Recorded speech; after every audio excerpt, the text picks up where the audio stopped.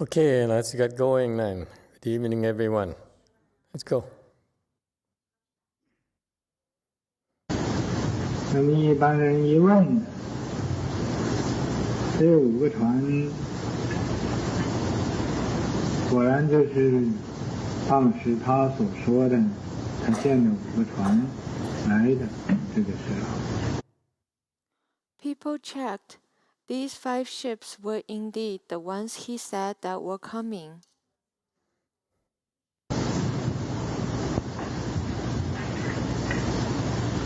因为这样子，我们一般人呢，就对他更相信。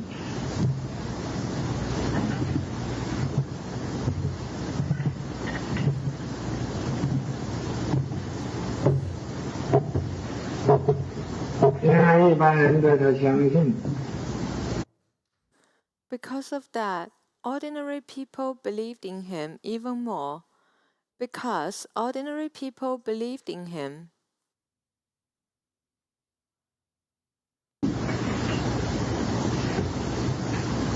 还有这个慧人，也对他印象特别好，你就给他写信来告诉我，当时长安的这个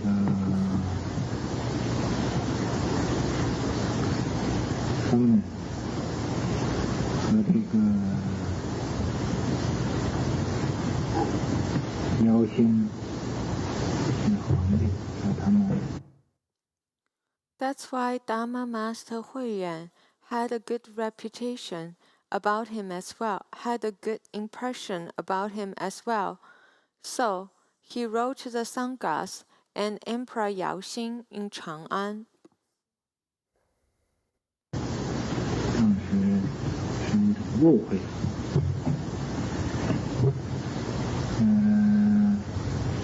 咱们给他解释这种情形。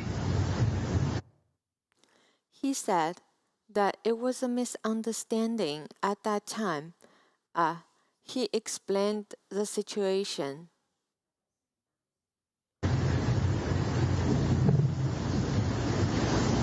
这个今天所讲这位法师，就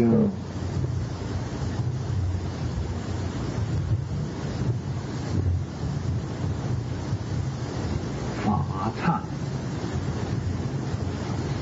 忏。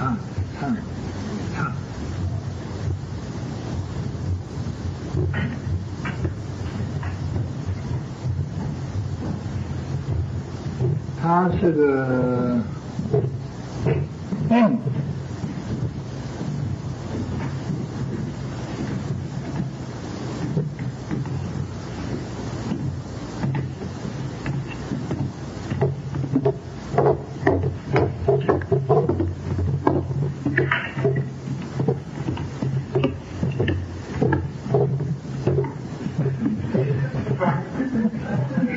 好，他那个一分多啊。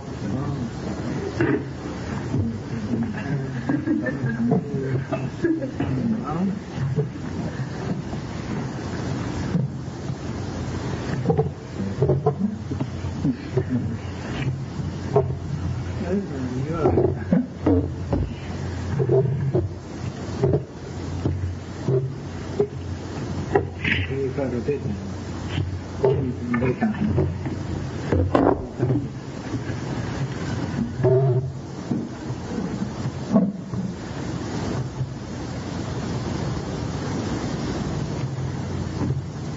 那个法忏，他是印度人，印度人他在The Dharma master we're talking about today was Fa Chan. He was an Indian. Dharma master Fa Chan was an Indian. In the middle, it sounds like somebody walked in and the master YongHua directed him to a position to sit. 对，他的父亲就死了。死了，他的妈妈就守寡。His father passed away when he was 6 years old, and his mother became a widow. 守寡就指这种毛席，这个叫毛毡，用毛做的，人可以睡觉的地方。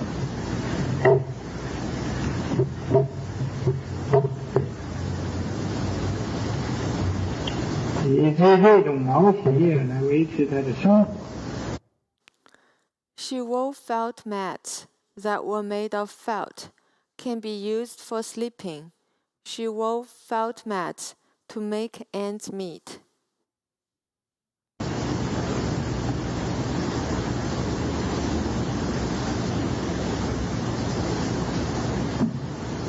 当时就有一位叫法明法师，达摩耶舍。这法明法师当时的名誉很高，所有的。At that time, there was a Dharma master Faming, Dharma Yasas. This Dharma master Faming, at that time, had very high reputation. 这些有钱的人都来供养他，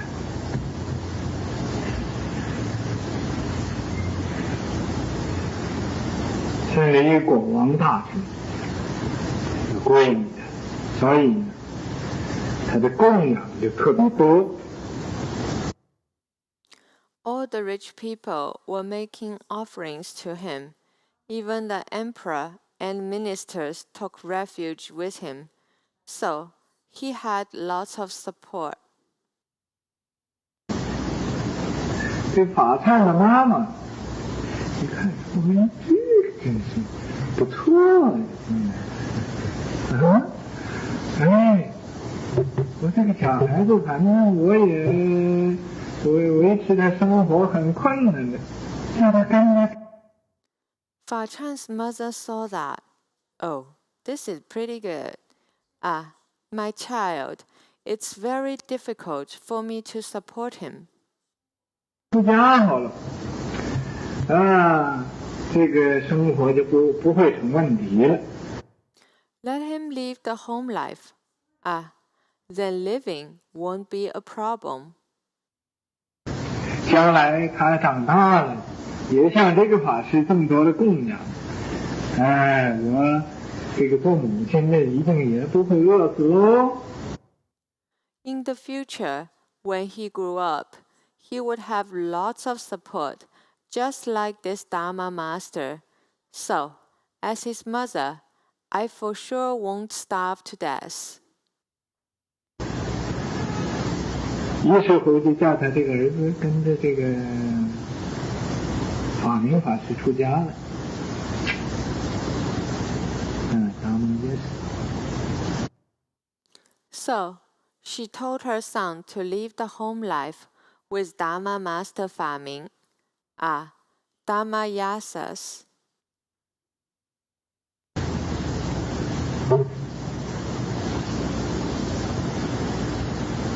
出家之后这些这个小乘的教读诵的经典很多很多，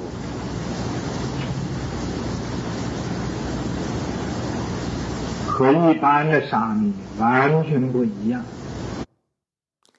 After he left the home life, he studied the Hinayana teaching and read many, many sutras. He was completely different from ordinary novices. 是一般的沙弥，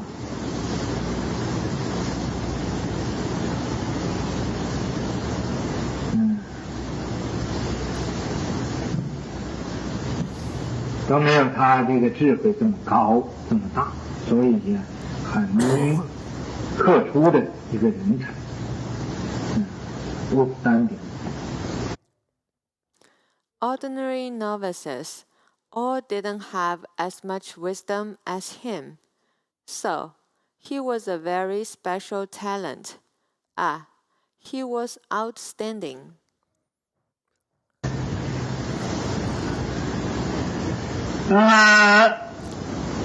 这样子，他就遇到一个叫白头禅师。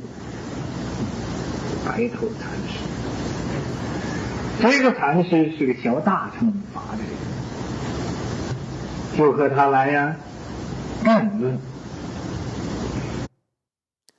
Like that, he met Chan Master Baitou.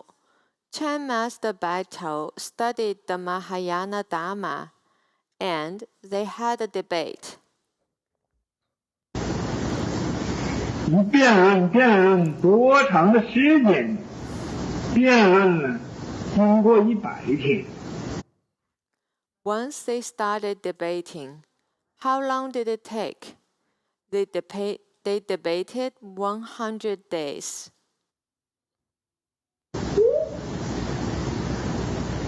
100天的时间呢，他也没有胜利，没有辩论呢，总是这个白头禅师胜利。然后他就问这个禅师说：“你 During this 100 days, he didn't win. Chan Master Baitou always won. Then, he asked the Chan Master, 有什么经验可以看一看呢？”这个禅师就给他这个涅盘经来看。What sutra do you have that I may have a look?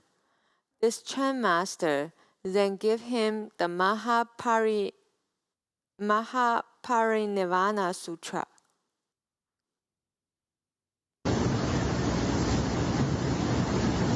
他一看这个涅盘经，他自己知道自己好像啊，在那个小水坑里头的那种境界，又好像呢，在这个井里头看天那种境界啊。Once he read the Mahaparinirvana Sutra, then he knew his state was like being in a small puddle. It was also like watching the sky from inside a well. 所有的智慧啊，不圆满，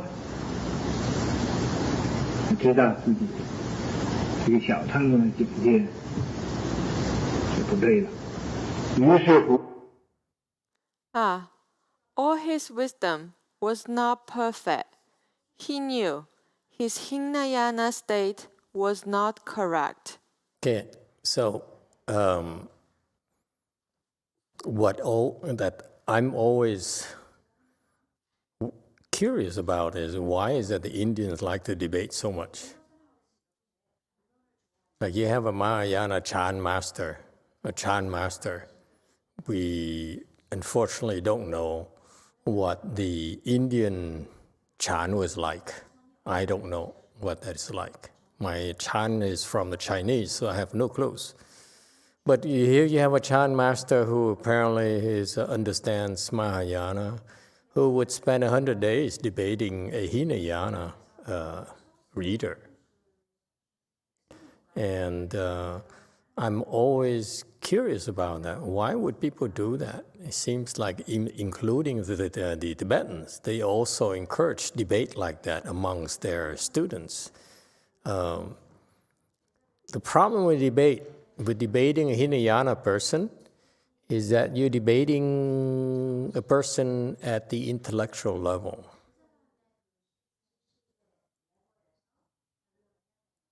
And when you do that, you're getting nowhere.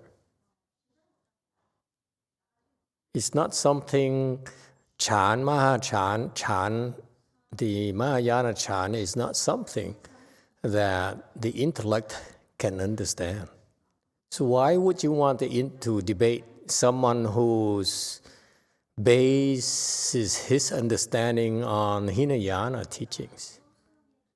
Hinayana teaching is basically intellect. Okay, it's about your understanding, very shallow understanding. So that's why I'm always baffled by that. Why would the Indians do that? Why would the Tibetans do that? Debate on, why would you have two students debating until to see who's a winner? And they would do that hours upon hours upon hours, days and months and years. What for? Have you ever been on the debate team? It's always like, I've never been on one, but it's always like you can always present your own argument and you're getting nowhere at all. Same thing with these Hinayana people. They don't have the proper understanding. They don't have the complete picture. That's why debating them is like you're a PhD level debating a kindergarten person. What good does it do? And this is a problem I have with Indian Buddhism and Tibetan Buddhism in general as well. It's the wrong way to train people. It's the wrong way to teach people. Okay, even here on slide 211 here, he says, and when he looked at the Mahaparinibbana Sutra, which is a rather shallow, a rather undetailed Mahayana text in Buddhism, okay? It doesn't have, for example, you compare Mahaparinibbana versus the Shrangama Sutra, it's like night and day. Okay, and so so this sutra here is very general, the general concepts of Mahayana. Well, here's a Chan master, Indian Chan master, citing the basis, his knowledge as Mahaparinibbana. So that tells you this Chan master is also more of a scholar than really a Chan master at all. Okay, so you are at the high school level debating a kindergarten kid. What's the point? Okay, but anyway, this Fa Chan, he realized that his Hinayana knowledge, his Hinayana intellect is very, very limited, like looking at the sky through the top of a well, okay? And that's very Asian analogy, okay? In Vietnamese, they have a saying, it's like your knowledge is like that of a frog looking at the sky, a frog at the bottom of a well looking at the sky. That's how much you see the sky, okay? So in Vietnamese is a lot more derogative, okay? But this is a problem with the Hinayana practitioners. They practice so long, 10, 20 years, and they totally immersed in that, and they got some responses. But it's still a very, very limited view of Buddhism. So why would you want to debate these people? I don't get it. Yes, 9. Master, this is a scenario that Indians came by ship to visit this master, correct? They came. No, this is a different story. I don't know what happened, but we have like 5, 6 slides about ship somewhere, which is not connected with this master here. It's a new story about Master Fa Chan. So it's a different story. This is the Indian guy, whereas The other guy is apparently maybe a disciple of Master Bodhidharma, who was sent from India to China, and they met with Huiyuan, Master Huiyuan, the Pure Land Patriarch, first Pure Land Patriarch. And Huiyuan has a very good impression with this Indian monk. So he introduces Indian monk to the royalties and the emperors and so forth, the officials, so forth. But this is different. What I was thinking, wouldn't these Indian practitioners, knowing what they did, coming from the country that, of course, Buddha became enlightened in and studied, wouldn't they have a feeling of kind of superiority and arrogance that, well, I know better, you should listen to me. What I know of Buddha is more truthful than yours. Wouldn't that be perhaps their way they were thinking? What you're referring to, Brady, is what the intellectuals are doing here in this country. Namely, for example, I met many professors, geniuses, and what they do is exactly what you described. I'm smarter than you, I'm a genius, my IQ is higher than you, I know a lot more than you, I'm much smarter than you, I'm a genius. And so they put you down immediately, put you in your place immediately. This is what intellectuals do, okay? And so they show their the intellectual prowess, okay?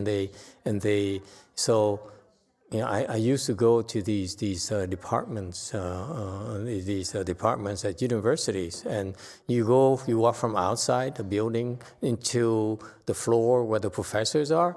It's like night and day. Outside is the kids are enjoying themselves, chasing after themselves and having a good time and so forth, okay? Inside, we're talking about going inside the building to that floor where the professors' offices are. It's just like they are so intense. They're so, in a way, to me, it's like they're crazy. They're so focused on proving they're smarter, they're faster, they know more. That's a worldly way. Okay? So that's how they defend their territory. Okay? So each office, as you walk to each office, is weird. It's just like this bunch of kids, trying to say, I'm important, I'm smart. But they're still kids. Okay? And that's exactly the opposite of what we do. You look at my master, for example. This is what stuck in my mind. My master, I look at my master YongHua.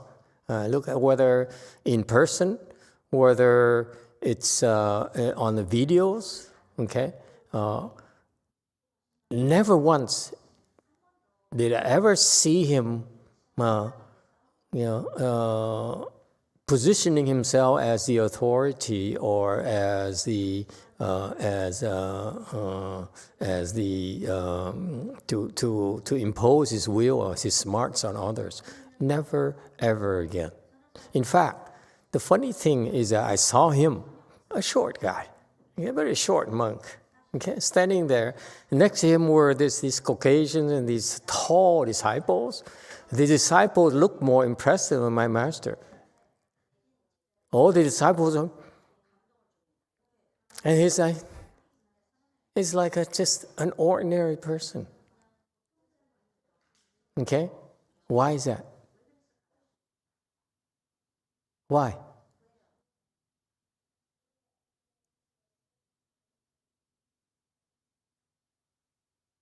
This is what worldly people do. They go around and say, I'm the authority, I'm the president, I am the governor, I am the professor, I am the genius.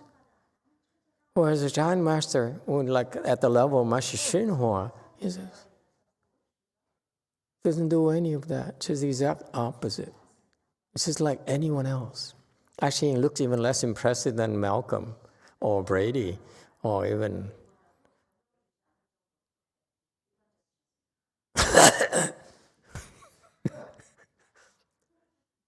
You see, it's so weird. But why is that? Do you know? Yes.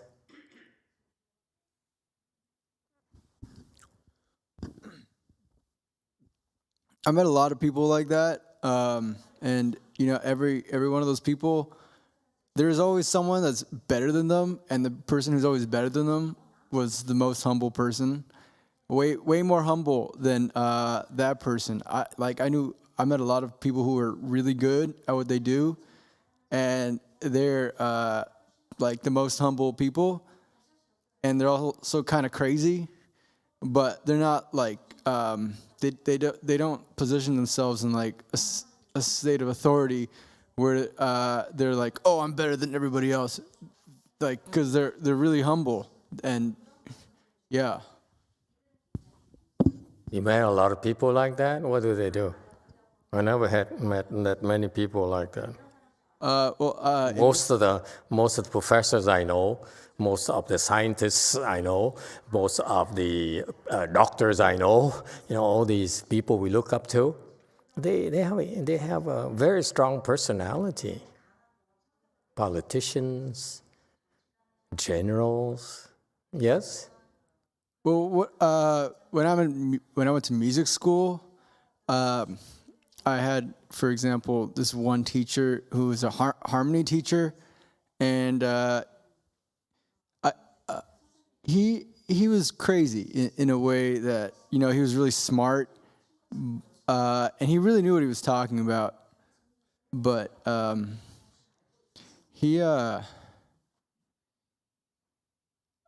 no, he's not a good example. I had a piano teacher who was he was a really, really, really good piano teacher. One of the best piano teachers I ever had, and he was so nice, and so he always had good things to say about me, and I was always really scared to see him. But he never forced his like opinion on me. I always feel like the best people I met never really forced their opinion on me, because they felt like they didn't have anything to prove. Or it's a lost cause.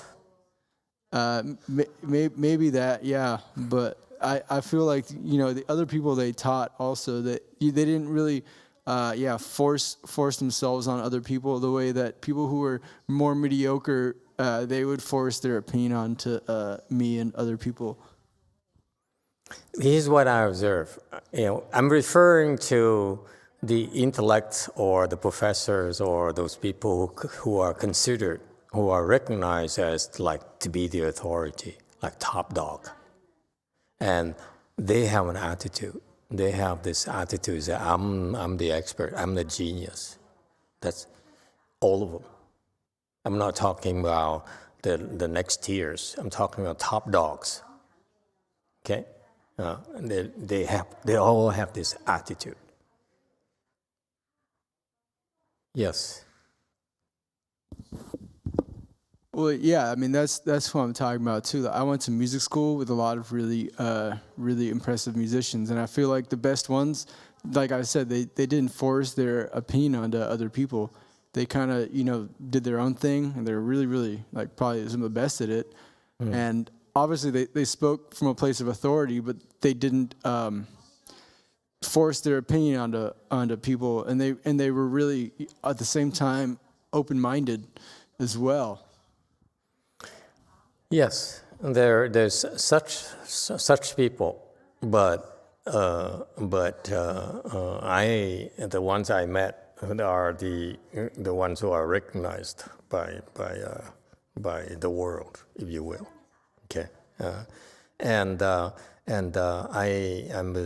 I'm just noticed that they all have the same attitude. They have this territory they need to defend. They need to be like beat back everyone to retain the number one spot. Yes, number two. Master, I think Master XinHua was like that. He was more down to earth because he had wisdom. Yeah, Master XinHua is way, he's number one as far as a monk is concerned. But he's so far, it's like he is in the clouds. No one can even see him. See, here's what happens. Let me give you the analogy. You know of lions and lionesses? Yes.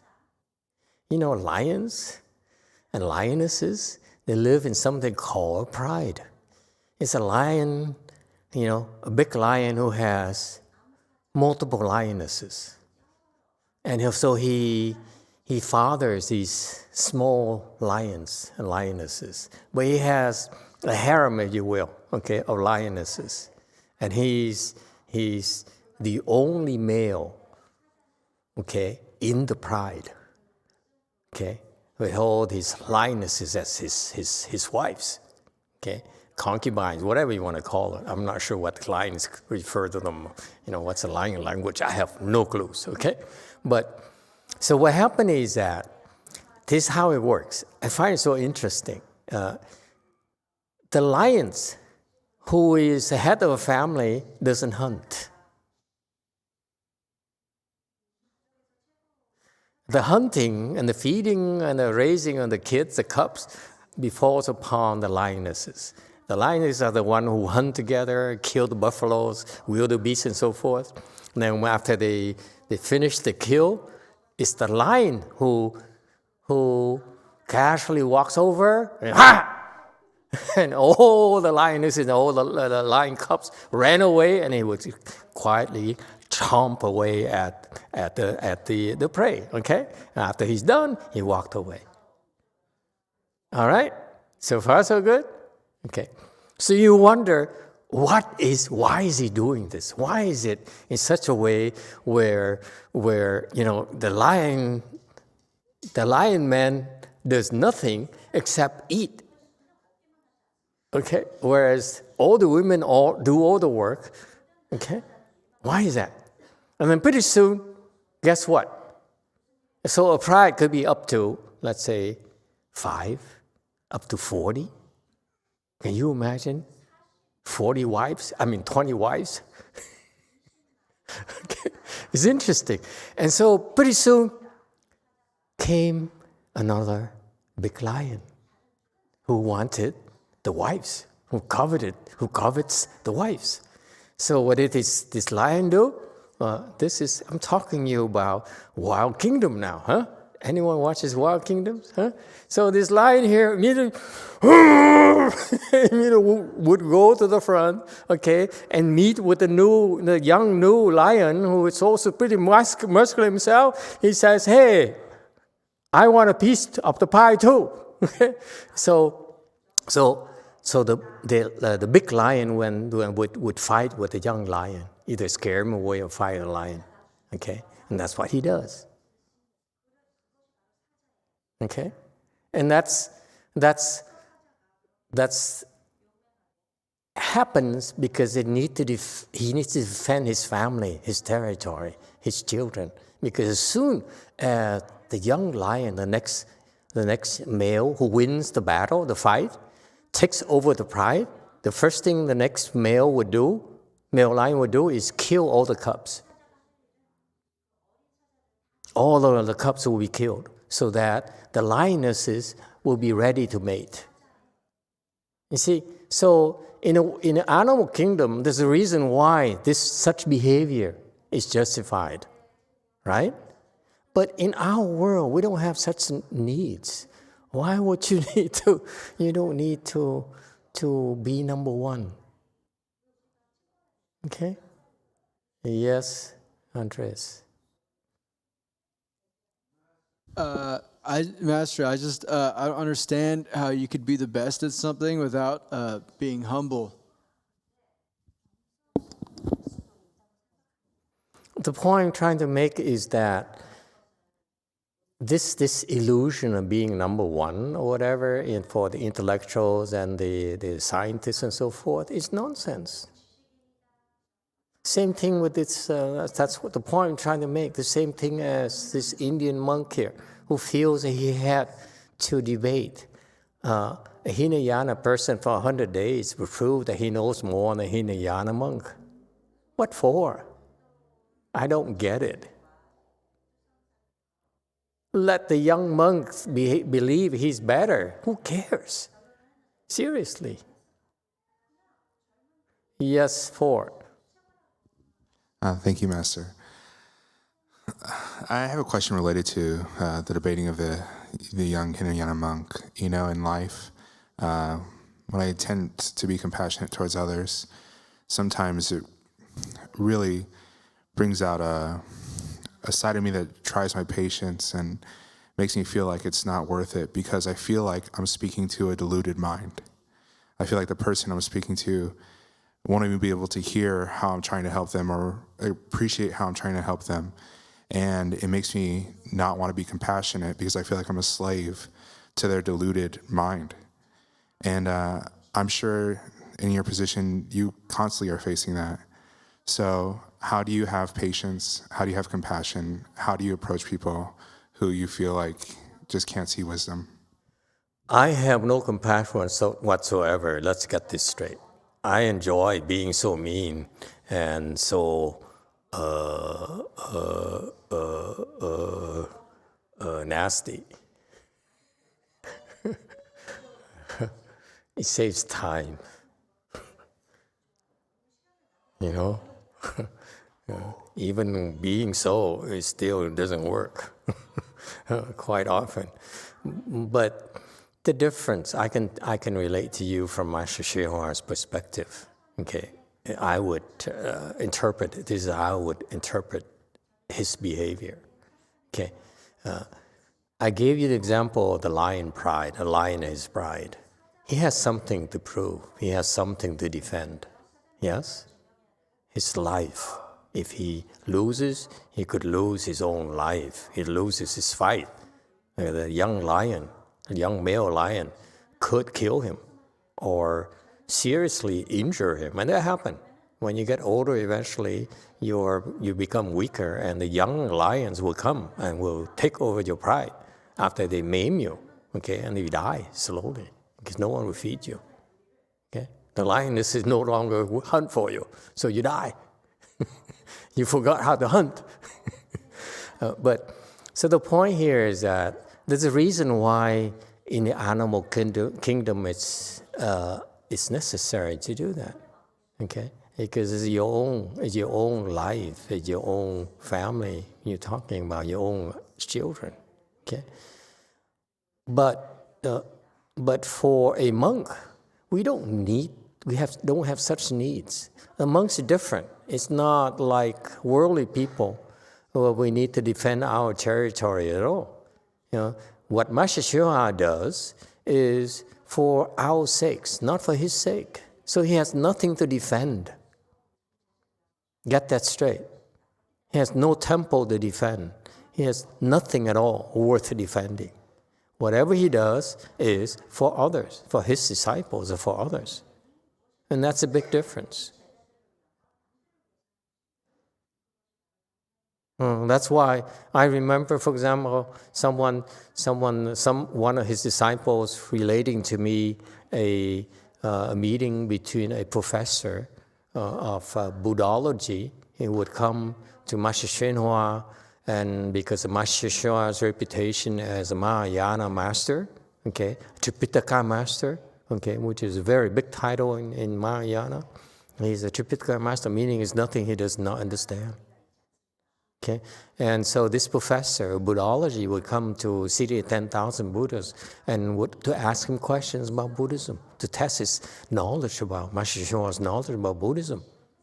Okay, and so he would ask him, the first question he asked him like these advanced concepts, you know, like consciousness only school or Maha Yukagara, whatever, those things, those advanced schools. Madhyamika, whatever, and those are the well-known Indian schools, okay, of Buddhism. But those actually by far are pretty low level compared to Mahayana, Chinese Mahayana. That's why they never could survive in Chinese Buddhism. Okay, Chinese Buddhism was so advanced that those two schools, Yukagara and Madhyamika, which are recognized as to be advanced Buddhist theories, Buddhist teachings, actually a pretty low level. How can they compare to, for example, the Avatamsaka Sutra? Nowhere near.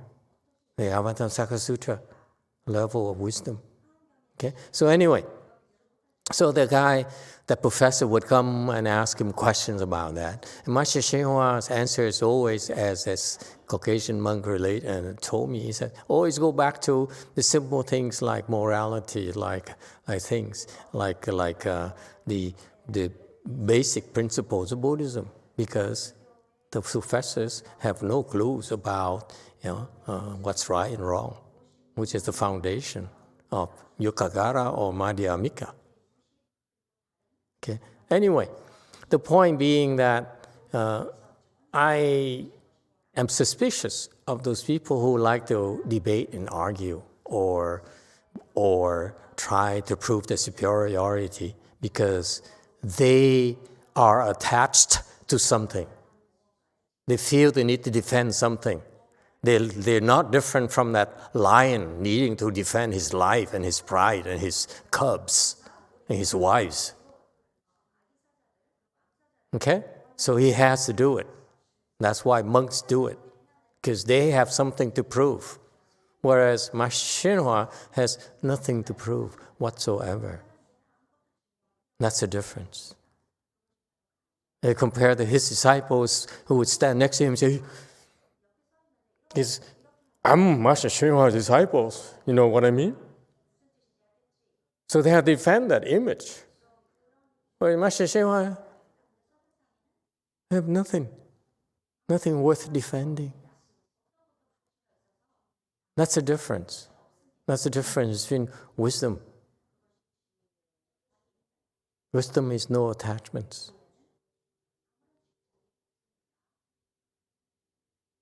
Nothing to defend, nothing to prove, nothing to gain, nothing to lose.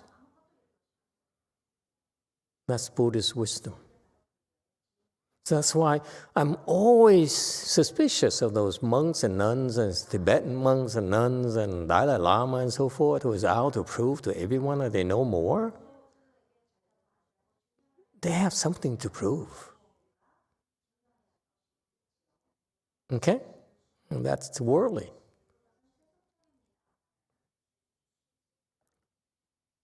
Next.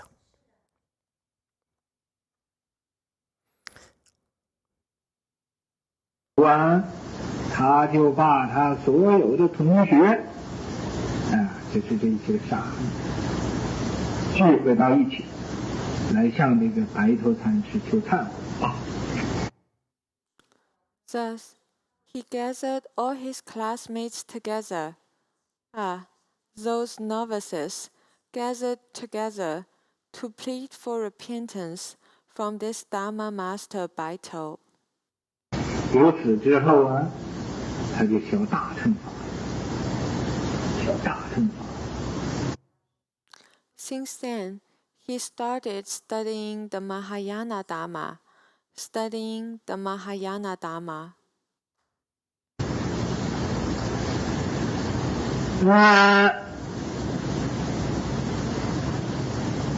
在20岁这个时候，他就读了大乘的经典，有200万200。At the age of 20, he read 2 million verses from Mahayana Sutras. 万。在这个时候啊，他有个弟弟，这个兄弟，他这个兄弟呀，有一种特别的本事，特别的能力，什么能力呢？ At that time, he had a younger brother. His brother had this special skill, a special ability. What ability? So you see, before we continue further, you see the difference between these low-level people who were so enamored with numbers. It says 20,000 lines of verses of Mahayana. Big deal. Seriously. 20,000 verses? So what? You can read and you don't understand anything, so what's the point?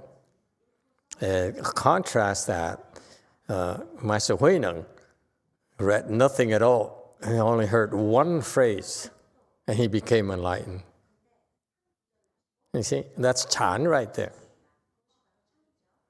These people are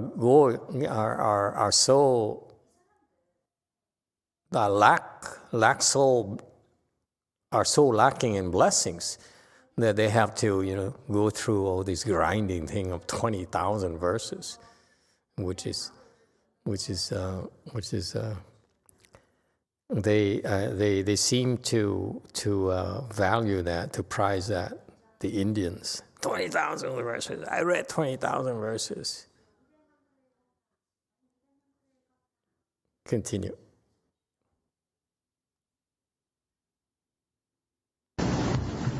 他可以呀，这个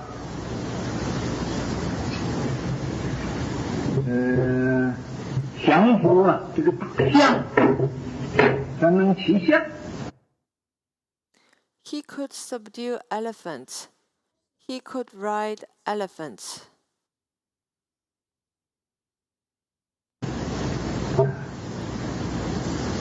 这个什么样子的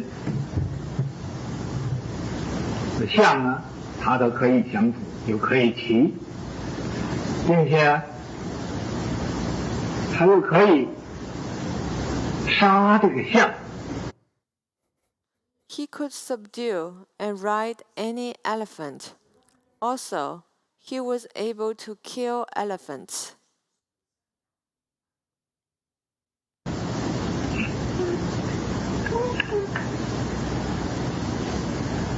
那么这国王啊，在当时印度，国王有一个白耳朵的大象，是国王啊所骑的。国王最爱骑这个象啊。The king. At that time in India, the king had a white-eared elephant. It was the king's ride, the king's favorite ride.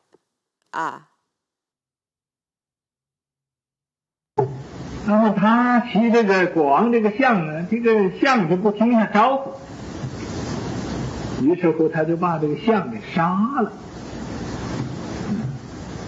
把这个象杀了。 Then he rode the king's elephant. This elephant didn't listen to him. Thus, he killed this elephant. 国王的象杀了，那还得了？这国王于是乎也就把他也杀了，把他这个兄弟给杀了。Killed the king's elephant. That was a big deal. Thus, the king also killed him. The king killed his brother. 杀了之后啊，这个余怒还没有消，还是很威廉啊。那么就下一道命令，说有谁。 After that, he was still angry.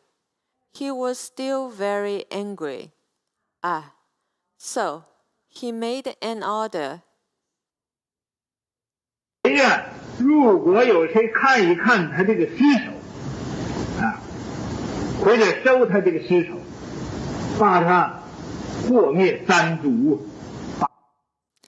Whoever, if anybody dare to take a look at his corpse, or pick up his corpse, then 3 clans of the family would be destroyed.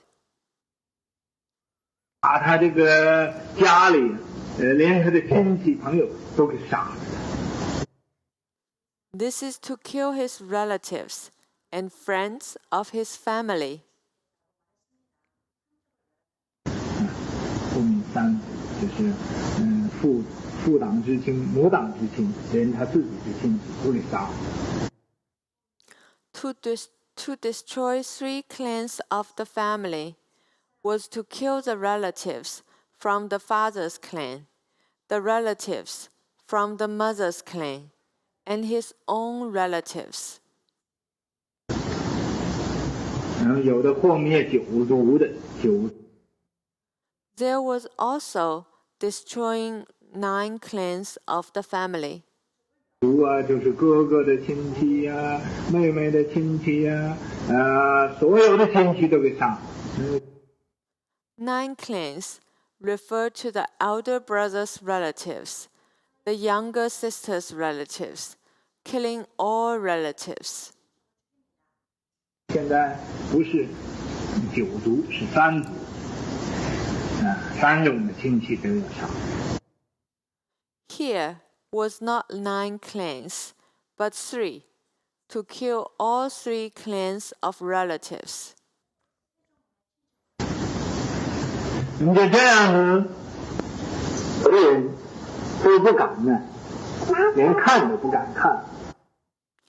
Just like that, everybody dared not. They didn't even dare to take a look.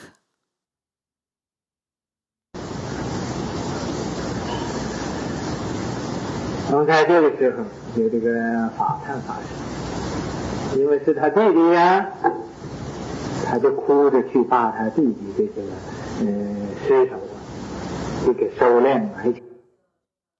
At that time, Dharma Master Fa Chan, because he was his younger brother, he cried and picked up his younger brother's body.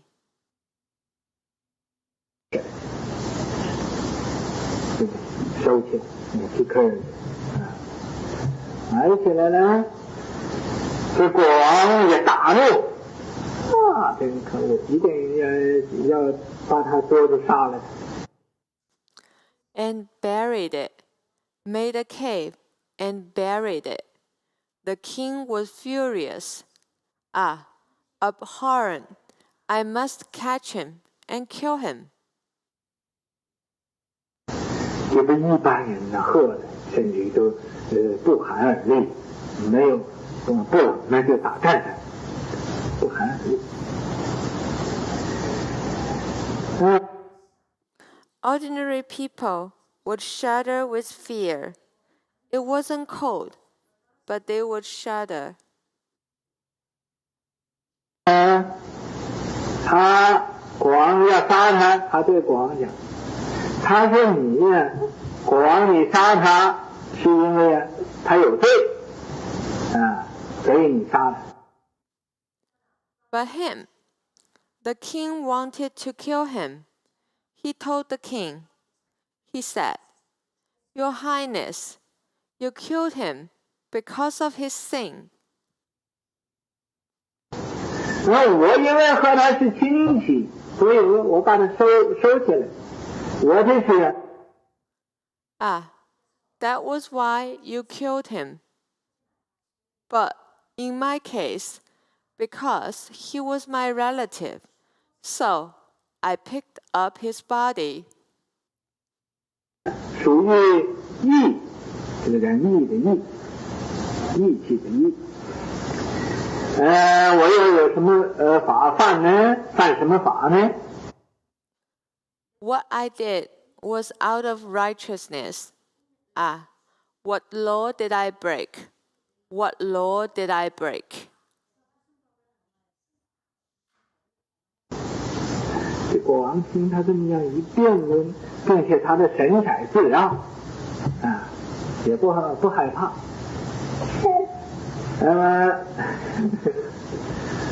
怕。 The king heard him debate like that, and he was also calm and collected. He wasn't afraid at all. If you were a king, what would you tell him? That's test your Chan wisdom. This is a guy who's debating with you. He says, You kill him because because he killed your elephant. So your highness, you kill him. That's justified. But he's my relative. I didn't commit any offenses. I'm just collected my relatives' body for burial. What law did I break? How would you answer him if you were the king? Oh, well, you're not kings, are you? Yes, Andres. Well, the patriarchs always had the white stuff come out of their neck when they died, so I want to see if that happened to him. Yeah, not all the patriarchs. That patriarch happened to choose to impress people. Okay? Anyone else? You were the king, what would you tell him? He's a punk who says he committed offenses, but I didn't commit any offenses. What law did I break? You can't kill me.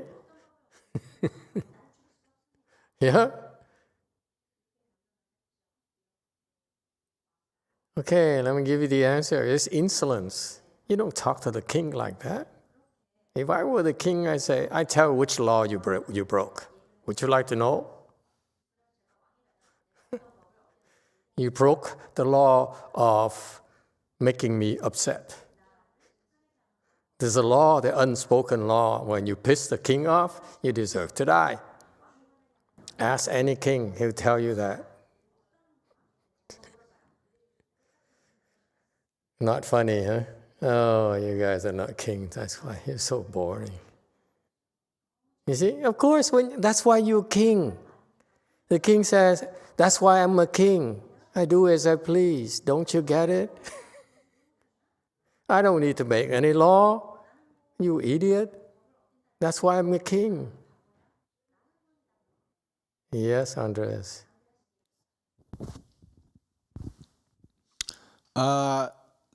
Do kings, when they they take care of the whole country, then they obviously have to go to war and kill a lot of people?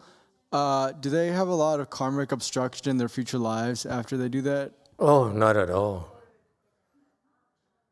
Killing is what kings do. What do you think?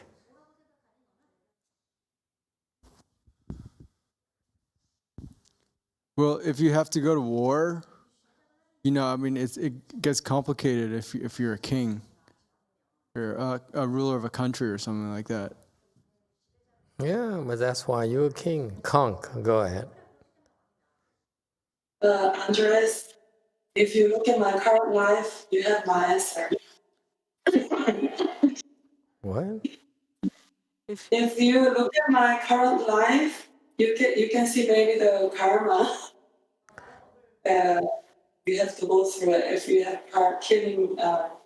I know there's humor somewhere, but I don't get the English, let alone the humor. I have a lot of suffering. I don't even hear, couldn't even hear what she said.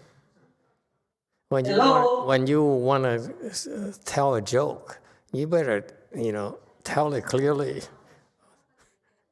You want to make sure we hear the joke. I see. What I mean is, of course, you have a killing karma that you have to pay. I think.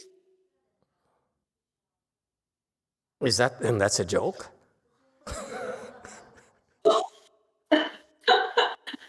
Well, according to somebody's vision, I apparently killed a lot of people the last.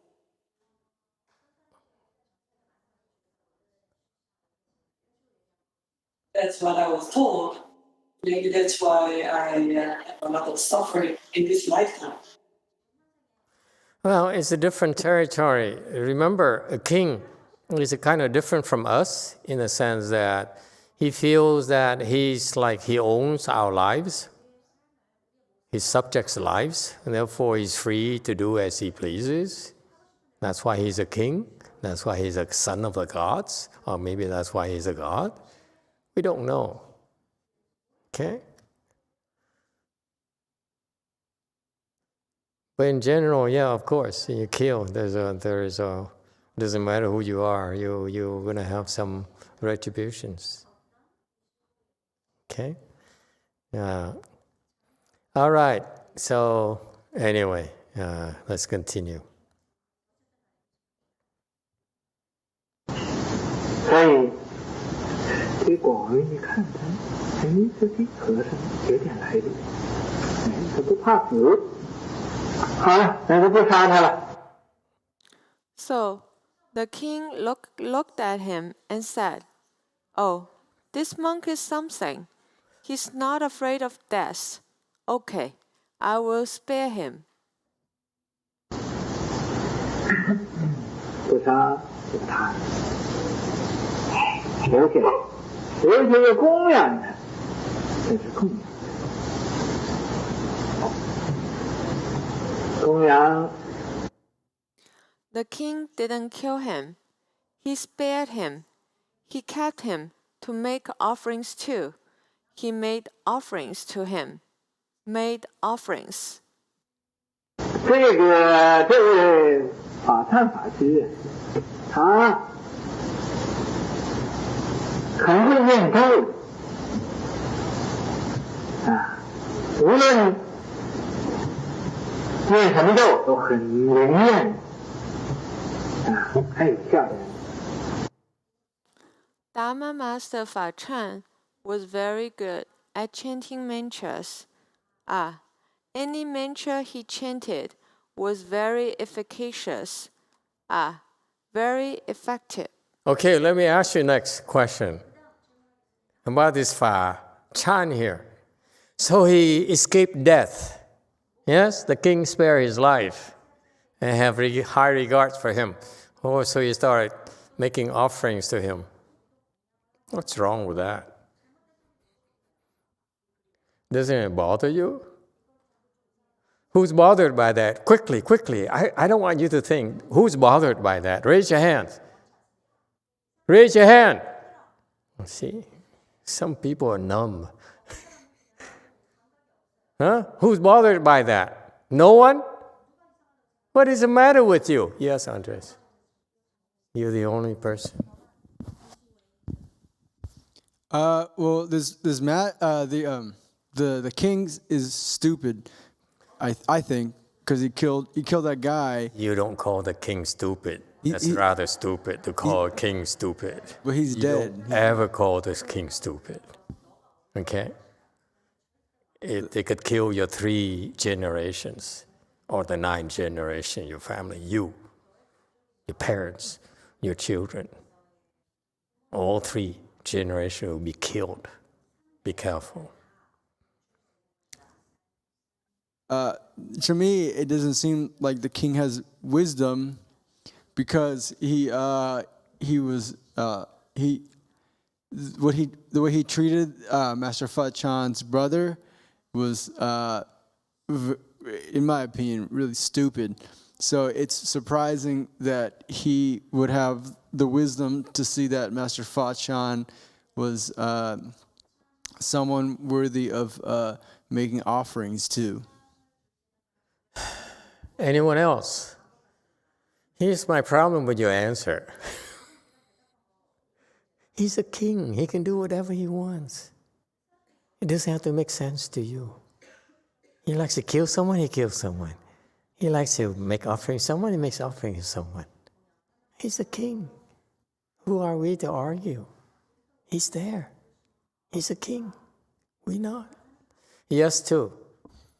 Master, what was that part about you could subdue elephants and ride the white elephant? Was it the white one? The white ear, not the white elephant. The white elephant is in Thailand. That had to do with the Buddha with the white elephant, right? No, I'm talking... It was a white ear. Aren't you bothered by this story? You know? Doesn't it bother you? It doesn't bother me. It doesn't bother you.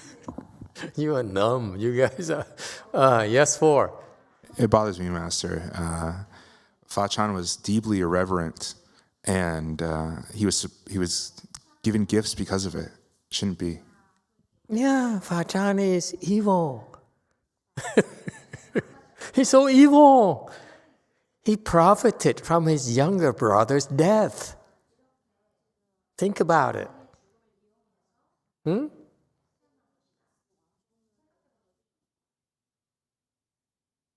The reason the king gave him offerings because he meddled with the king's business when his brother died.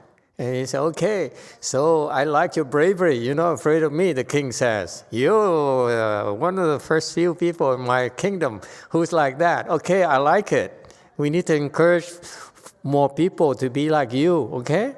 Okay, that's to show that I'm a great king. So I'm going to give you more offerings. So the king is doing the right thing, okay? But it's not okay for him to accept. If I were him and said, can I say something, Your Highness? I don't want your offering. Keep it. You killed my younger brother. How dare you make offerings to me? I should be mad at you. That's the king's language. You understand? If he did that, I assure you, the king would have given him like a lot more offerings. He missed out on the opportunity. It's like cryptocurrency. He missed that ride, that moment right there where the king was so vulnerable. The king was saying, I'm so impressed with you. And he should have seized that on the opportunity and made more money. Oh, such an inferior Indian monk. Don't you think? But no, his Indian monk said, oh, I almost got killed. Oh, thank you, thank you, thank you. You see, that's his reaction. He took a chance, but he wasn't sure he's going to succeed.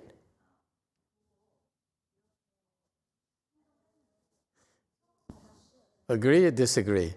Oh, you guys are so boring. You don't know anything about kings and queens and lions and cubs and so forth at all. Oh, you have so much to learn. Conk, go ahead. Z, Master Z, I hope you're paying attention. There's more to Buddhism than just chant. Huh? Yes. And how are we going to build a kingdom of Mahayana if we miss out on opportunities like this? That's why they got nowhere. He should have been, a very rich Dharma master.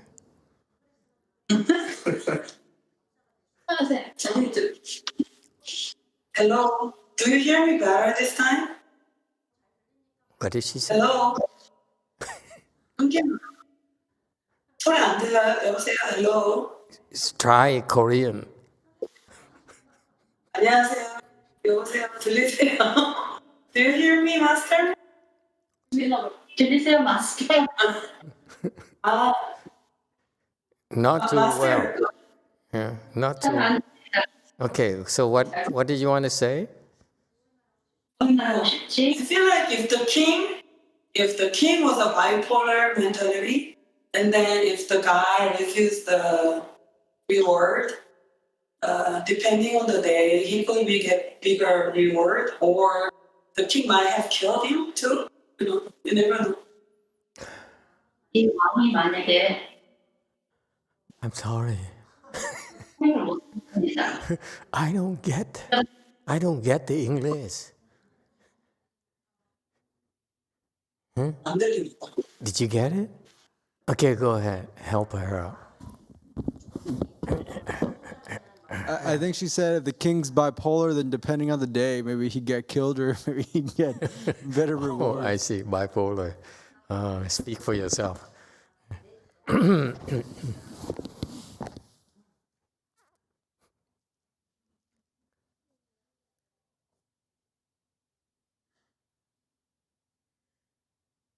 Oh, what happened? Xian Kong, she changed. Anyway, doesn't matter. Okay. Yes, 9. You guys are missing out all the fun of dealing with kings. Oh, God. Yeah, it's so boring. Master, I think there's a myriad of mistakes all along, especially done by Fa Chan's brother. He should have immediately stopped him from killing the king's prize elephant, allowed the elephant to be stabled for the night, then snuck in and released the king's elephant and got his young brother and got the heck out of there. Yeah. So a lot of things could have done right. Yeah, I just feel bad he missed out on a lot more offerings. How often you have this kind of opportunity?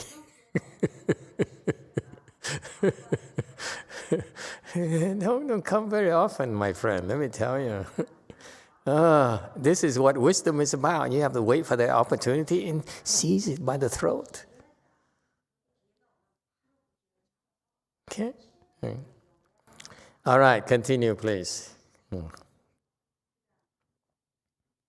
甚至人家有病，他一念一个咒，这病就好了。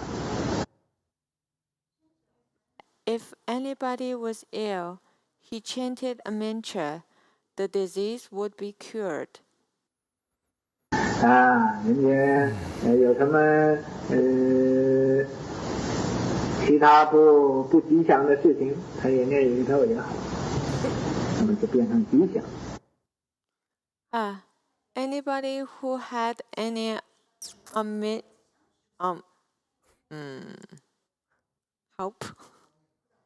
ominous matters, he chanted a mantra, it would be fine.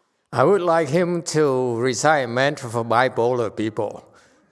If they become normal, to see if they become normal right away. Yeah, huh? It would be so cool.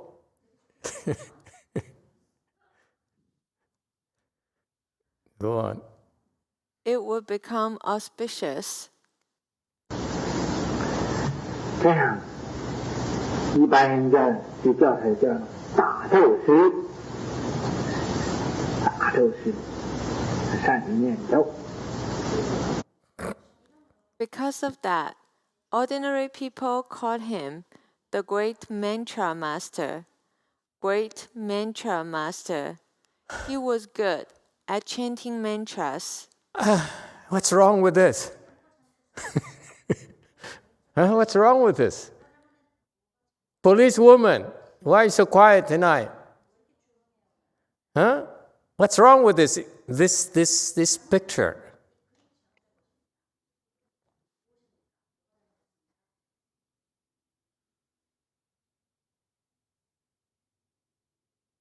Why would you want to be known as a great mantra master?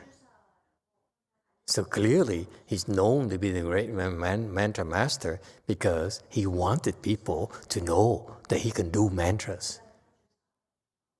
2.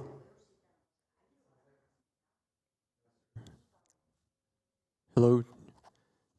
Sounds like some kind of ego problem, like he wanted to be the best. Yeah. And then He had to make a splash and say, hey, it's my younger brother, kill me so that I'm immortalized. Because I died for my younger brother. Okay? Because I died for the right cause. And if I don't die, I recite mantras because I help heal people and help cure people. My first reaction is that you recite mantras and see you can cure bipolar people for me. I'm watching. I haven't figured out how to do it yet. There's no such a thing. So why would you want to be known as a great mantra master? Well, because he somehow, when he is helping people, he said, hey, you have a problem. I didn't do much. All I did to recite this mantra and that mantra. He's showing off. If he were the true monk, he would have recited mantras, and no one knows he recited mantras.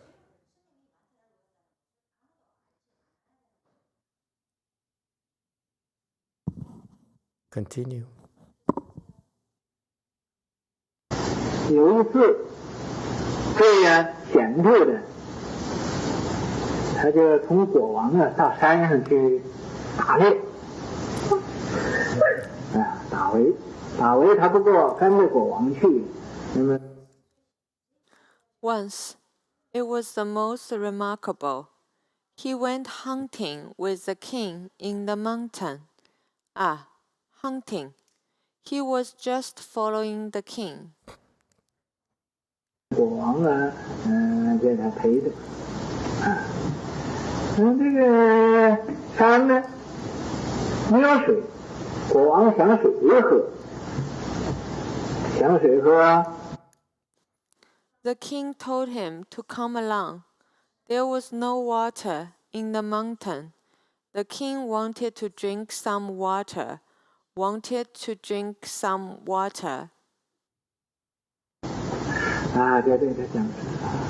山上没有水，我现在很口渴，想喝水。The king told him, "There is no water in this mountain. I'm very thirsty now. Thirsty. I want to drink some water."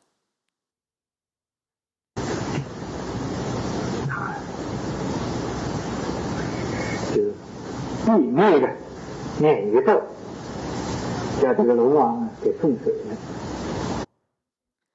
He then secretly chanted a mantra, told the Dragon King to send some water over. 很奇怪的他一念这个咒，这个水就从那个石头上根本也没有水，那石头上就有水流出来，有水流出的国王。Very strange. As soon as he chanted this mantra, water flew out of a rock. There was no water before. Then water flew out of the rock. Water flew out. 看见有水来了，他就对国王讲：“这是因为国王你的道德。” The king saw the water coming out. He told the king, he said, "Because your highness' virtue." 你的恩惠对老百姓太深了，所以现在感恩的这个干石头上会流水，会有水来。Your favor to the people are too great. Thus, now it has a response. Water flow out of this dry rock. Water flew out. 这个真是你的这国王的道德太高了。那么其实是他念咒念出来的水。This is indeed that your highness' virtue is really high. Actually, the water resulted from his mantra chanting.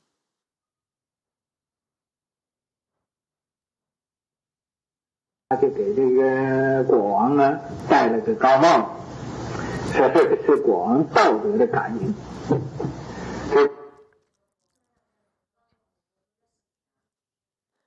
But he put a high hat on the king. This is a Chinese saying for flattering.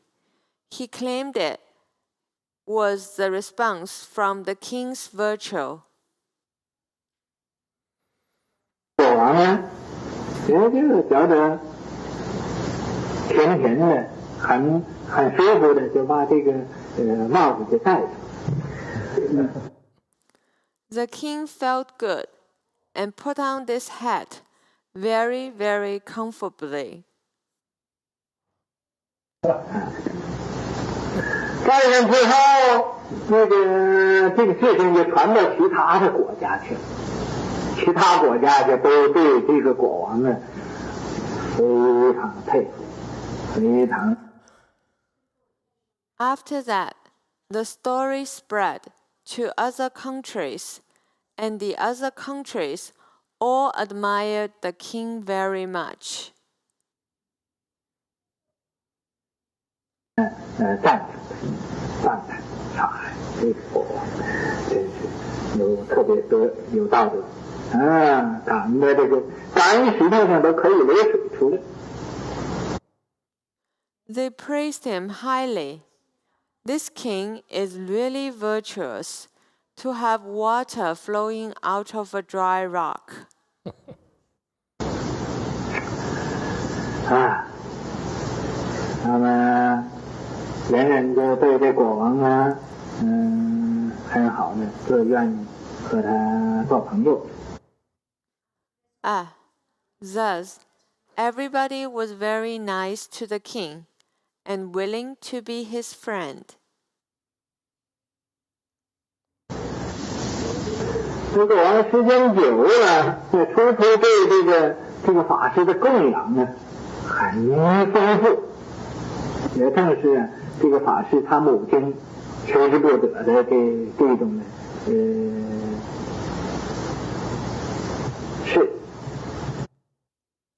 After a long time, at first, the king made many offerings to this Dharma master. This was what the Dharma master's mother really wanted. Okay, so comments, your impression. What's wrong with this story? Yes, Malcolm. 2. So it's possible for me to go hiking and do some kind of mantra to cure the rest of my bipolar and make a water flow out of a rock. It's absurd. Okay. Anyone else? Yes. 9.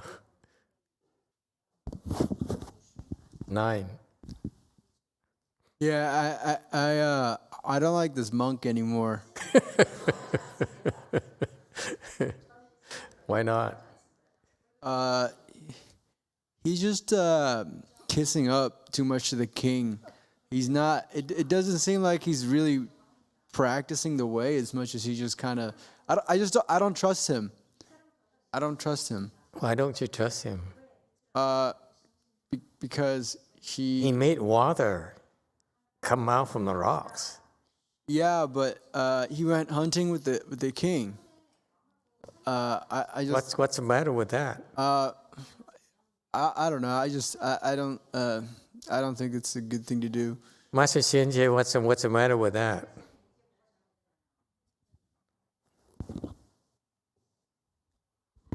Yeah, he just seems to be trying to. I mean, he's lying. He's saying that the king created the water coming out of the rocks, which isn't the case. It's not true. What else? He's kissing. He lied to the king. He's trying to curry favor with the king. Yeah, kiss up to the king.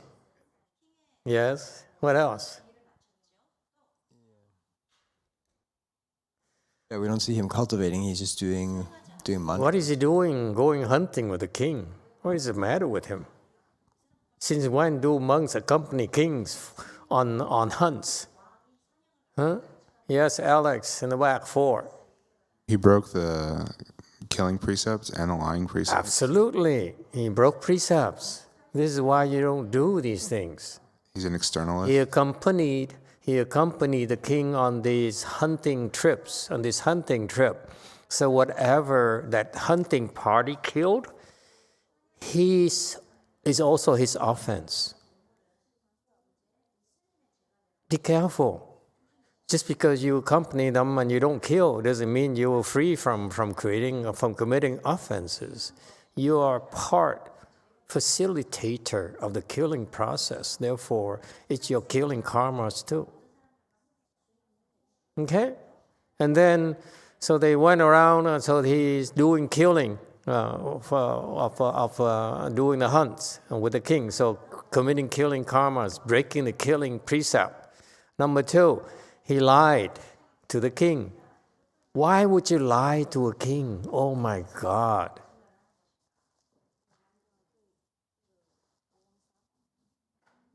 Of all the people, you should be more truthful to the king. Because the king sets the example of behaviors for people. What does he do? He indulges in the king's whims. and then kisses up to him. Is that the kind of mantra he chanted in order to make the water come out of the rocks? I would not want to learn that mantra, would you? You give it to me, I wouldn't even take it. Well, I give it to Master Xianjie. Don't give it to me, okay? You understand? I mean, it's impure. You mislead people. And then because of that, the king is so happy. The king says, so famous. He says, oh, your Majesty. So he abused his mantra here to make the water come out of the rocks. Why would you do a mantra just to make the water come out of the rocks? It's not a matter of life and death. What is the matter with you? You learn these mantras in order to impress the king? Huh? Doesn't it bother you? I teach you these mantras, and it's the first chance you have to impress people, you use them. Is what the mantras are for? To impress people or a king? That's not why Buddhist mantras are taught to you. What is the matter with this monk? Let the king die of thirst. He's not going to die of thirst. He'd probably kill a horse first and drink the horse's blood. Nothing's going to happen to this king. Why would he want to recite mantras for water to come out to impress him and then lie to him and then let the lie persist throughout the kingdom and throughout the other kingdoms as well? I mean, that's disgusting. I would revoke his mantras. I said, you don't get to practice this mantra anymore. You cannot use this mantra anymore. It will not have an effect anymore. Are you kidding me? We teach you these things to do good things, not to go and serve yourself. And fool the world. That is disgusting to me. And then after that, the king was so happy with him because he built his false image of the king, his false reputation of the king. It's all his doing. He built an image of a king is not true, so he's fooling the world. Oh God. And then, so because of that, the king is so impressed, he made a lot of offerings, donations to him. And he took them. I mean, don't you feel bad?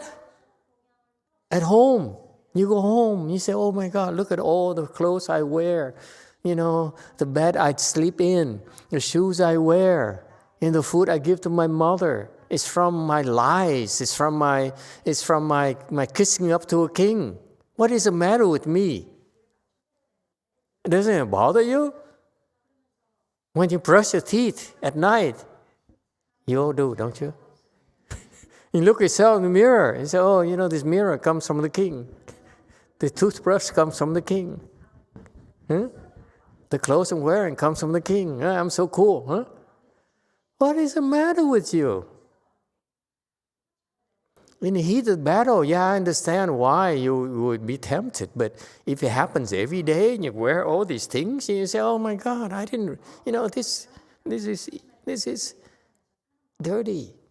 What I'm wearing is dirty.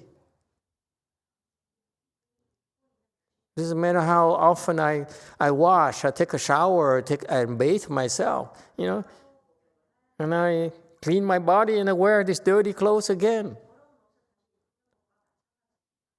Because it came from dirty means. How can you open your wisdom if you value dirty things?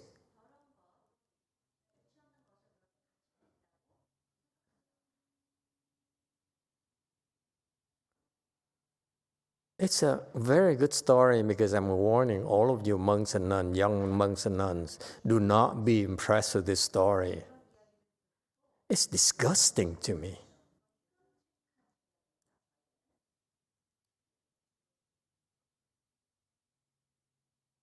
And now, not only is he making a mockery out of his life, He brought the dirt, the filth back to his mother as well. I'd rather let her die of starvation.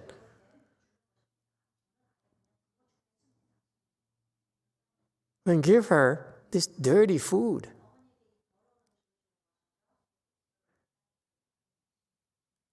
Yes, too.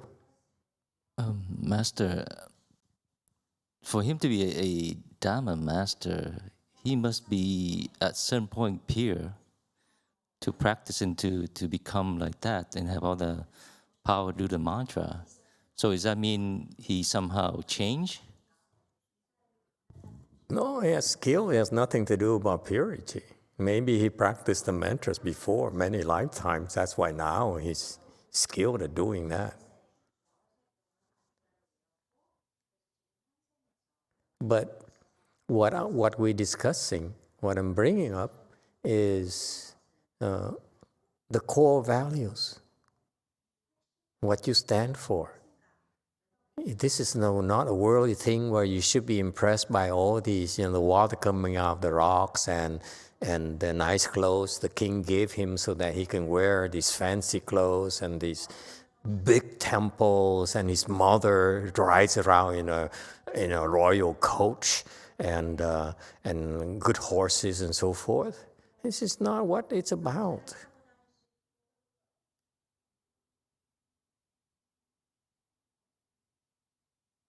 And this is important. I'm so glad we can have this story, because this is exactly the opposite of what Master YongHua taught me.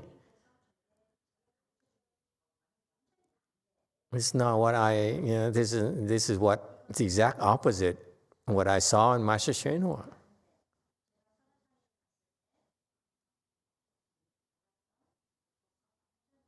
Two. Master, this sounds like some of the gangster movies. Like the gangsters will make it big and then get their whole family a big house. Yeah. And it really comes from heroin. So many movies come to mind. Borsellino, Godfather. Oh God. I mean, they're fun to watch, but they're disgusting. I wouldn't want to live like that. Look at the ends they have. The Godfather having a stroke. That's not a good ending. And he fell, for killing so many people. The whole family is doomed. Okay. Nothing against Godfathers. But what Master YongHua taught, I want to share with you the lesson he taught me. Okay. He taught me the lesson he taught me. He didn't teach me much, but only a few things stood out, because he said that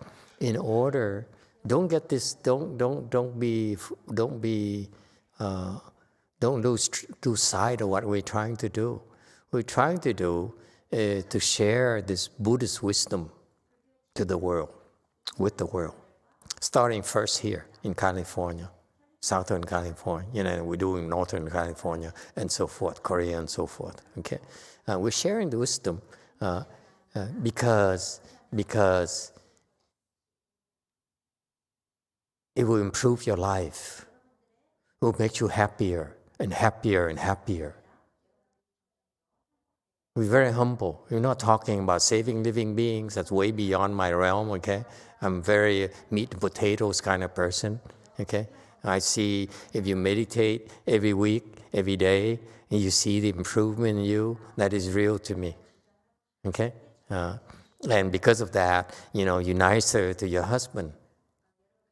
That is important to me. That's real. Okay? And that's not talking about saving living beings yet. Okay? But you're improving your life, you're improving your husband's life, your children's life. That is real. Okay? It's very practical.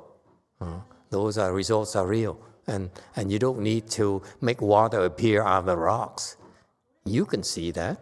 You can feel that yourself. That's real. Okay? Why do you need to, make water come out of the rocks? Nonsense. Because it's abusing mantras. You don't do mantras for that. They don't mislead people. All right? So what Master YongHua said is I want you to remember this. He says, in order for us to share this beautiful Asian wisdom, which is exactly what the world needs right now, talking big, give me that leeway, a little bit of leeway. Let me talk big a little bit. This is exactly what the world needs right now. We are so confused, we are so disoriented that we lose track of what's important in life. We're always chasing our tails, trying to make more money, trying to become more famous. And we lose track of what's really important in life. Because you keep on, chasing after fame and profit, you'll never be happy. Never. Okay? So this old monk here, short Asian monk came here, he shared this wisdom, this Chinese wisdom that has worked for them for thousands of years, that worked for the Indians for thousands of years. Now he says, it's the best recipient for this kind of wisdom right now is here. Okay? And therefore he brought the wisdom here. And that's not make the same mistakes as these Indian people or these Chinese people who, when at first they try to impress people. It's not what, don't make that mistake. We're not desperate. Don't be that desperate. We have nothing to prove. Just be yourself. Okay? And instead of trying to shake hands and make people like you, like what you represent, forget it. That's impure. That's disgusting. You don't need to make people like you. Just be yourself. Be your true self. That's what Mahayana is about. Your imperfect self, but your true self, your honest self, who is continually improving.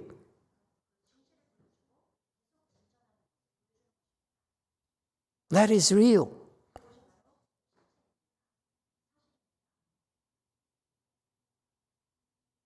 So what I learned from Master YongHua that really impressed me, I'm beginning to see it more and more. Now I have more and more of you are coming, and I see why he taught me that, why it stuck in my mind, is that in order to share this wisdom, okay, and so that everyone can take advantage of it, and use it as a guiding light for your behavior, for your life, and for your children's lives.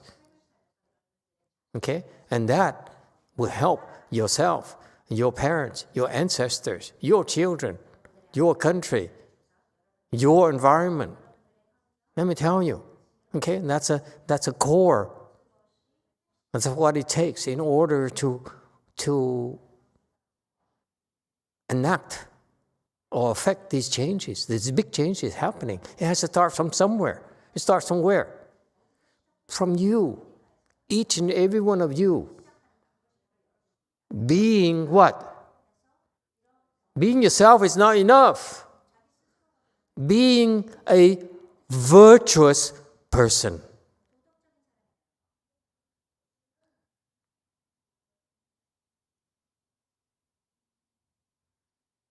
There's no virtue in this guy. You hear me? I disapprove of this Indian monk. He could be even, I don't think he's even fourth stage Rahat. Even if he were fourth stage Rahat, I spit in his face.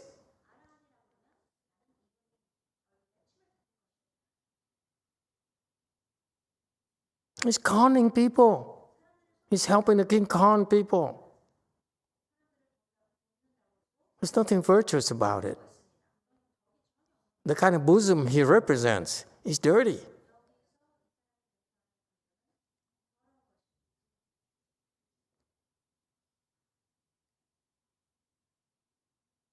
I told you I have a temper.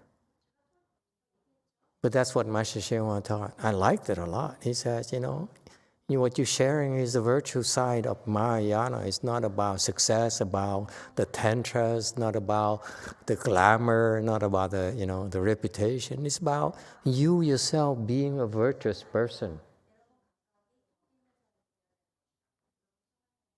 That's what this is about.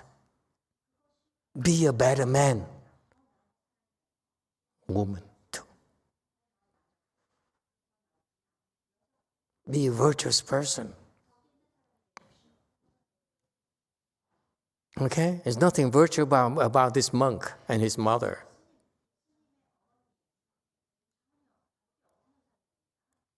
Continue.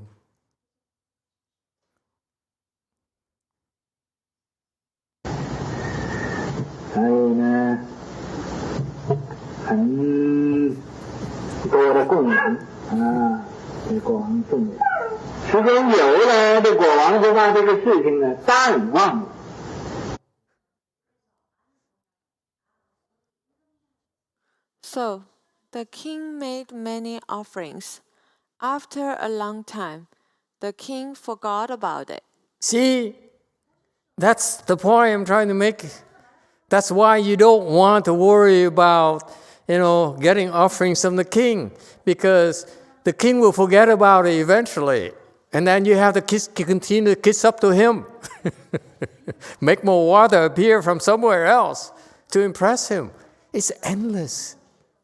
Because the king is, hey, I like you. And then pretty soon the next guy comes around and impresses him with something else. And you have so much competition. It's endless.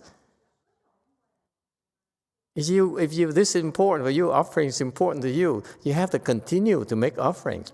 Well, this is exactly why in Chinese wisdom, I have a problem with this. The Chinese wisdom, the Chinese Chan patriarchs, they don't rub elbows with the royalties, with the kings, with the officials, because of this reason.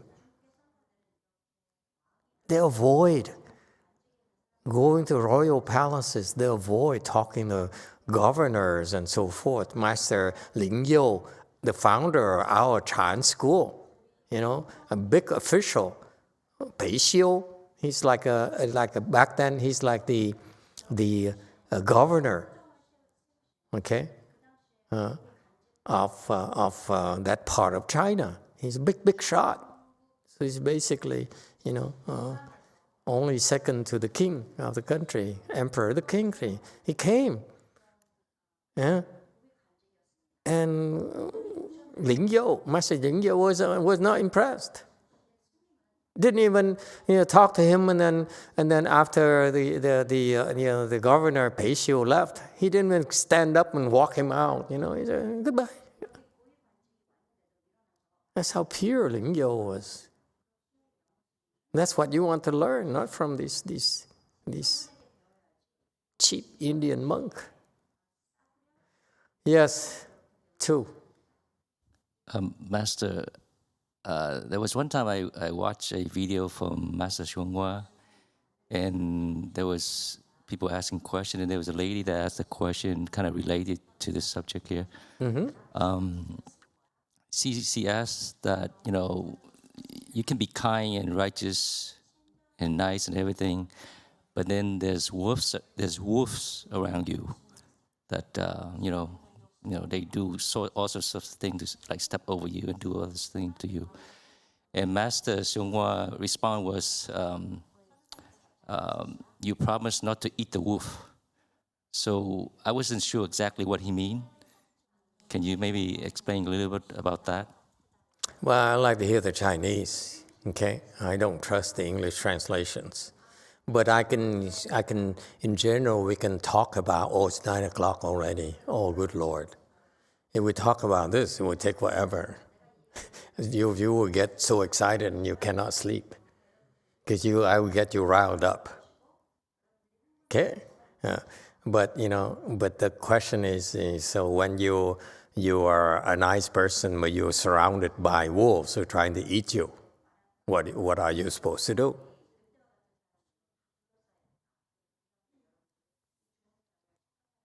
Andres will say, shoot the wolves. Yes?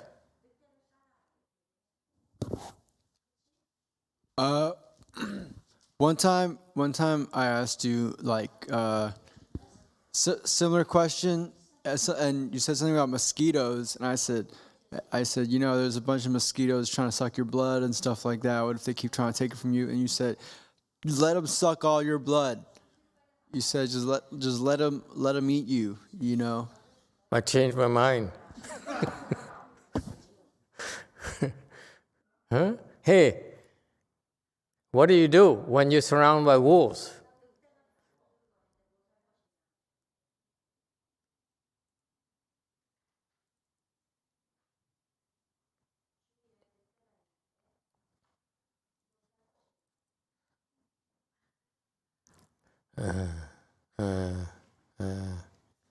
They don't let her talk anymore. I can see that.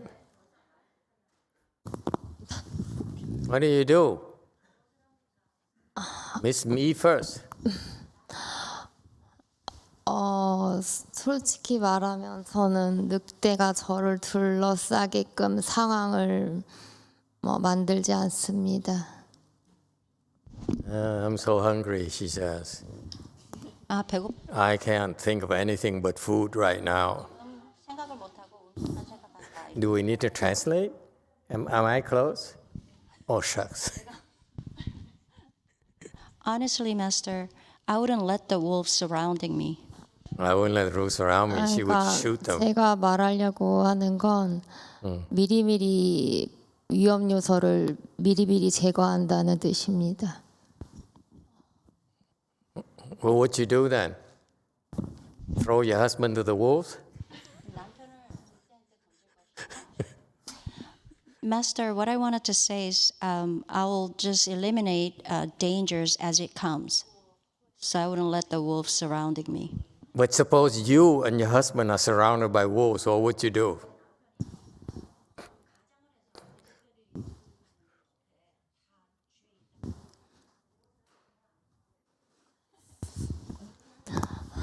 Careful, he's listening.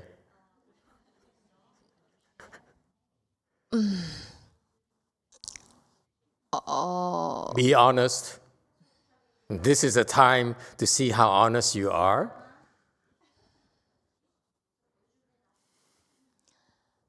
She claims she's one of the most honest person in the temple.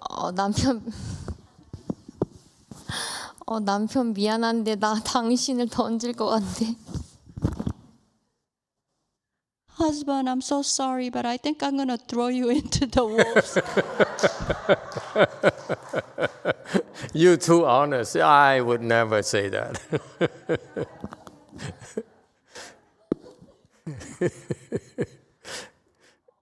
저 이런 질문 하시면 남편한테 이혼당할 것 같아요. Master, if you ask me this kind of question, I think my husband will divorce me. So I have to help you lie to him?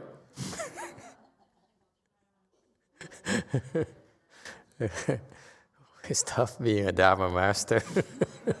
You can be honest, but you cannot, help your students be honest. You see the problem with honesty? You say you're honest, but who wants your honesty? You even yourself don't want your own honesty. I rest my case. He says, hey, Master, I'm always honest, tell you what I really, is truly in my mind. And that's what happens when you're true to your mind. You kill everyone else. You kill everyone else's love and lies. Okay, so what do? You're surrounded by these wolves. What do? And Master Shewan said, don't eat the wolves. If you don't eat the wolves, then what happens? Huh? He said, eat the wolves. Promise me not to eat the wolves. That's what he says. So he basically says, don't eat the wolves. That's what I just said. Isn't that the same? Yes, sir. 2 in the back. You just have to keep on going because right now, facing some obstructions even coming here at night, and there's wolves you can't see. There's like demons attacking me I can't see. So I just keep on pushing through. No, this is a little bit more urgent. You're surrounded already. You can't go anywhere. What are you going to do? Your problem is not... You fight the wolves. You fight the wolves. Okay? But Master YongHua says, but you cannot eat the wolves. You can fight the wolves, you're going to eat the wolves. Who want to eat the wolves in the first place? Have you heard of a dish called Los Angeles wolves? World famous dish that you brave the Comitron to come here and try it? Huh? What do? If you don't eat the wolves, that's what happens. See, Master YongHua answers. It's so clever. What do? He said, don't eat the wolves. So the question is, if you don't eat the wolves, what happens? Yes. If you don't eat the wolves, they eat you. They eat you. So the answer is, it's fair to say that don't eat the wolves, let them eat you.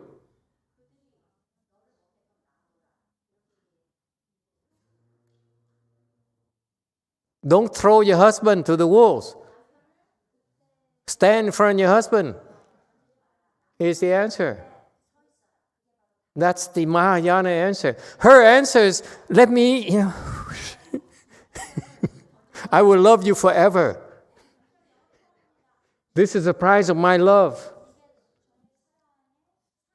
Yes? I love you dearly. That's why I'm going to push you to the wolves.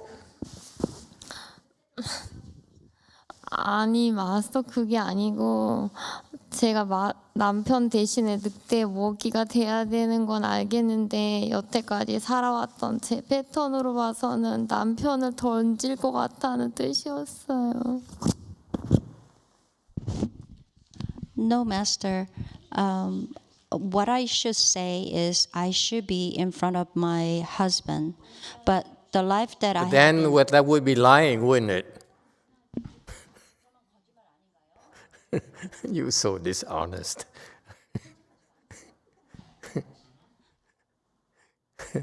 계속해 주세요. she also said because the pattern, the way that I lived so far, that's what will make me to push my husband to the wolves. 7. Mô Phật, cái chuyện đó thì như vậy nè. Bây giờ bầy sói nó dây quanh mình rồi thì mình cũng phải là không có tranh đấu lợi gì hết trơn, thì mình phát cái nguyện. Mình phát cái nguyện đó. Bây giờ đó mình mà miễn mà cái số mình chưa ấy đó thì mình những con sói này nó sẽ ấy, miễn mà cái số mạng mình mà nó trong này cái nguyện nó hay lắm á. Mình đã phát cái nguyện những con sói nó ngày nó không có cho giết sói, bây giờ mình làm sao? Mình giết nó thì mình có tội, mình không giết nó thì nó ăn mình, thì mình phát cái nguyện.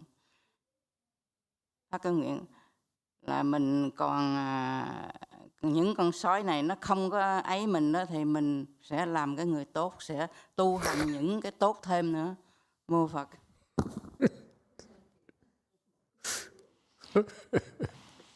Master YongHua already instructed that do not fight, do not kill the wolf.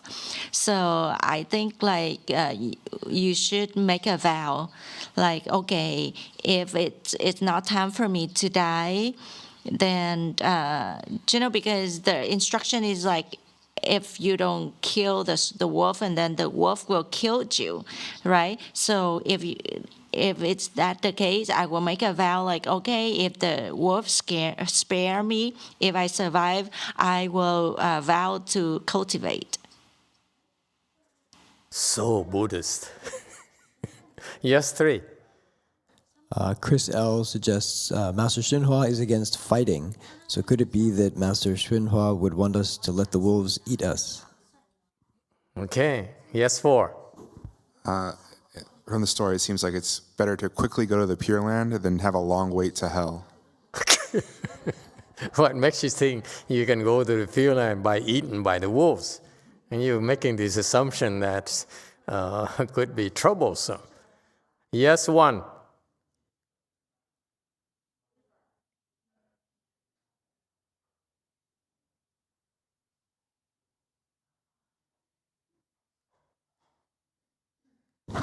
Master, at that moment, I would pray to Kuan Yin. That's exactly what the old monk would teach you. Yes. Call Kuan Yin, call Medicine Master Buddha, call anyone. Do not just stand there and wait to be eaten. Number 3, go ahead. Jason K seconds that. Seconds that. Okay, the 3 of you. 9. Master, so if you're surrounded by wolves and about to be eaten, it's probably, first of all, because you have karma, and you probably, ate some wolves in your life, some Los Angeles wolves, in maybe past lives you had some wolves, or killed some wolves, or did something you need to pay it back, or also I think. You could look at it from compassion and like the tale of the Buddha in his past life where he fed himself to the tiger. You could just see, the wolves are hungry. Why don't I just feed myself to let them be less hungry? And you and Alex are too much for me. Yeah, can you imagine you sitting there and with the wolves coming surround you and circling around and making this and they come near you, closer and closer to you, and you sit there and say, in prior life I probably ate some wolves. That's why now I'm surrounded by wolves. And now I can understand how Alex feels about all these Buddhism things here. How do you make sense out of this? And clearly, this is some karmic retribution. I'm coming my ow.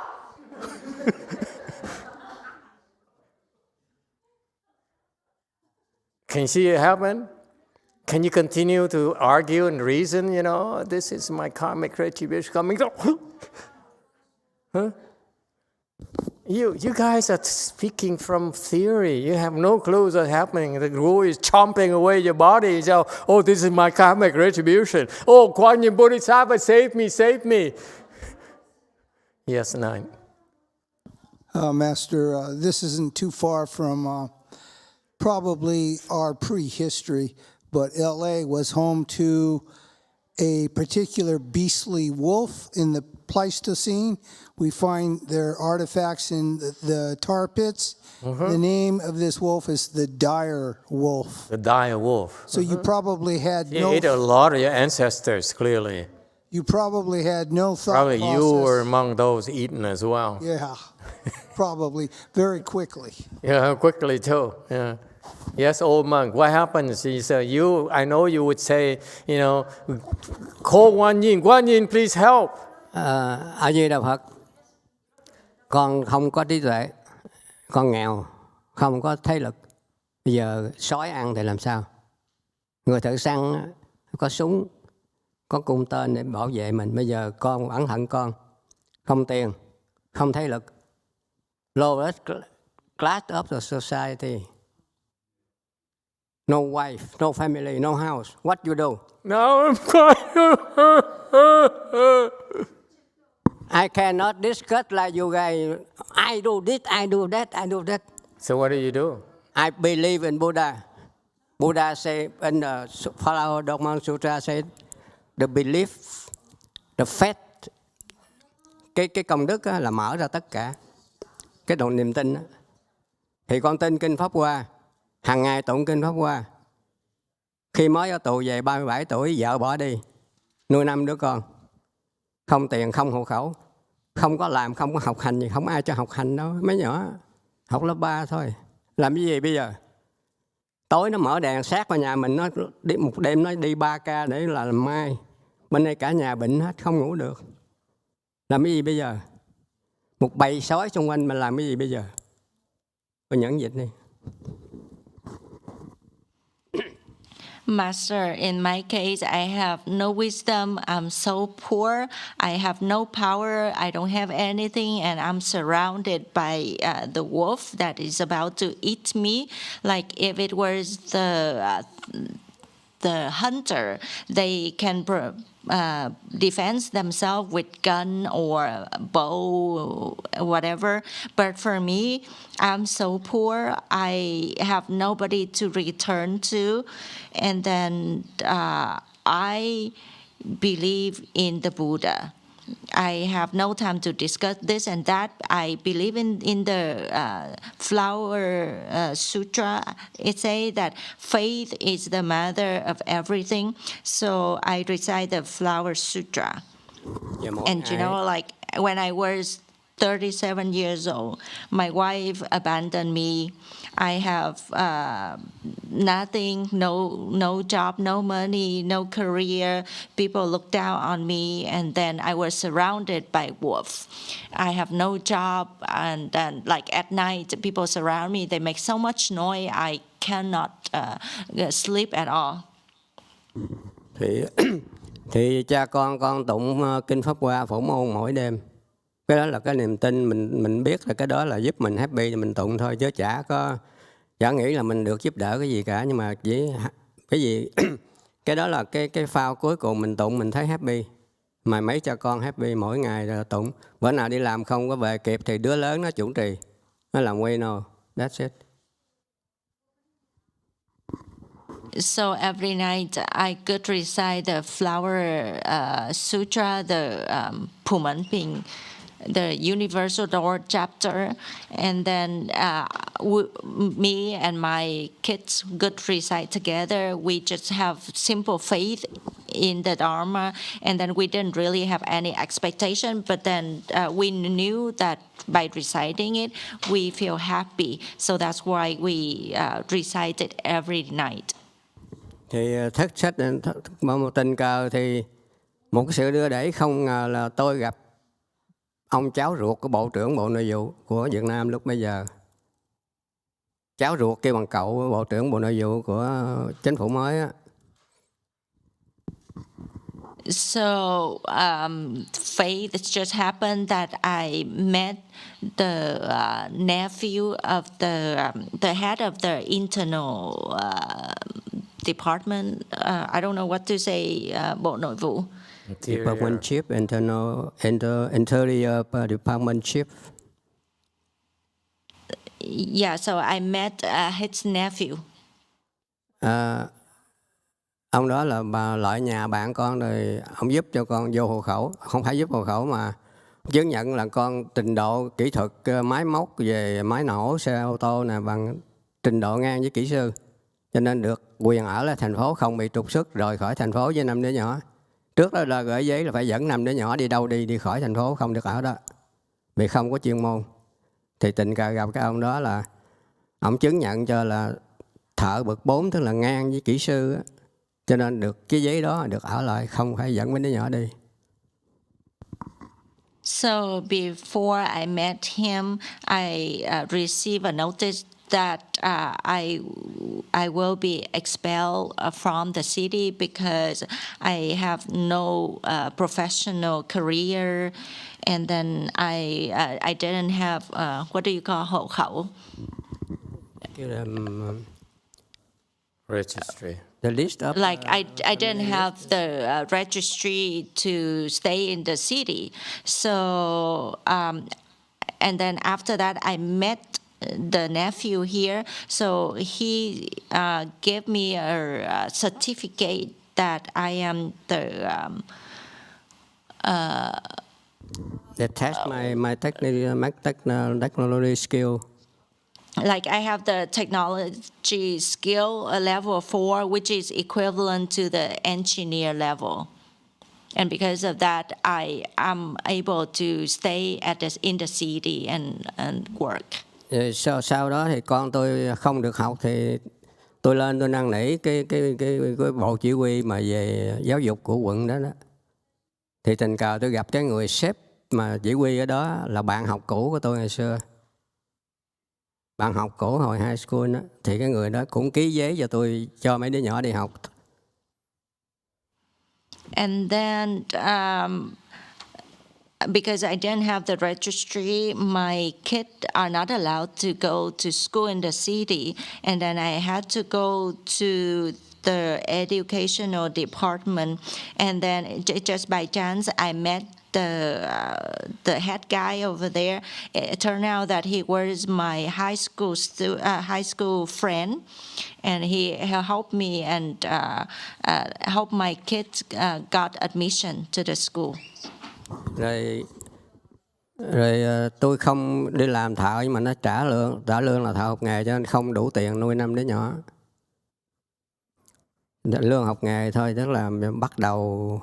We're talking about wolves. Yeah. Okay, I'm running out of time. I can't wait for you. I talk the wolf because the wolf attack me like that. And the last one is they don't let me use the sick load too because I'm not quality. So all of that attack me. This is the real, not real wolf, but the analogy to that. And I need help. I pray once in Busa. That I follow Sakyamuni introduction guideline. I'm not a superstition. Then your answer And should I have get been all the help. Your answer could have been simply, I personally would recite the Buddha's name or Guanyin Bodhisattva's name. Be aware of the time constraint I have. Okay, so as again, this monk here advocates reciting Guanyin's name. It would work sometimes. Go ahead, Conk. Master, do you hear me better this time? Maybe. Shankong and I thought we could text Master right before the wolves attack us and ask for free 49 days and shoot the money. Too late. Yes, 9. Hello. I would say do nothing, and you cease to exist, and the wolves cannot surround you. And secondly, do not reflect the wolves, therefore do not eat the wolves. Okay. It would basically be do not feed into them and do not feed of them. Have you ever tried that? I'm practicing now. You're practicing now, okay. Okay, I wish you luck. You go see a bunch of wolves, they say, I'm not smelling like a human being. Try that. Okay, that's original. Yes, 3. We have HB says you need Jesus Christ. Jason K says if you're able to memorize the Shrangama mantra and your mind is one with the mantra, 84,000 Vajra Treasury Bodhisattvas will protect you day and night. You hope so, yes. Same thing. You pray to God. Hopefully God shows up. If he doesn't show up, tough luck. And CY Wong says recite mantras and run for your life. You might as well run for your life, but you're surrounded. How are you going to run for your life? Yes, 6. She's going to do yoga. And then disappear, become invisible. Master, actually, I have a real story. So I like to hike up in the mountains. So one time my friend and I, we went hiking and we actually saw a bobcat. And suddenly my friend reacted so fast, he ran around to find a stick. So I said, what are you doing? He said, I want to get a stick because the bobcat is coming. So I was just standing there and laughing at him because he was so scared. It was so funny getting ready to fight the bobcat. Mm-hmm. So I told him, do you think when the bobcat come for you and you were able to fight him with the stick? So in reality, when they come for you, there's nothing you can do. A bobcat? Yeah. Bobcat or wolf or whatever, if you're surrounded, there's nothing you can do. So what do? Nothing you can do. Stand What there do and you do? laugh You at stand him. there and laugh? Really, it's true. Not even in my mind. The last yoga pose? Because really, there's nothing you can do.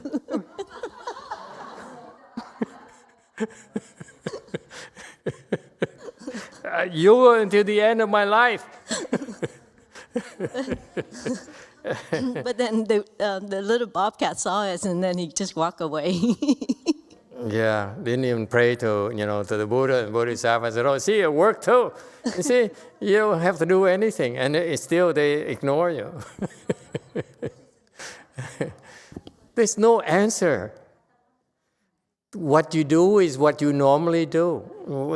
What she does is she even forgot, dropped in yoga. I mean, that's a horrible thing.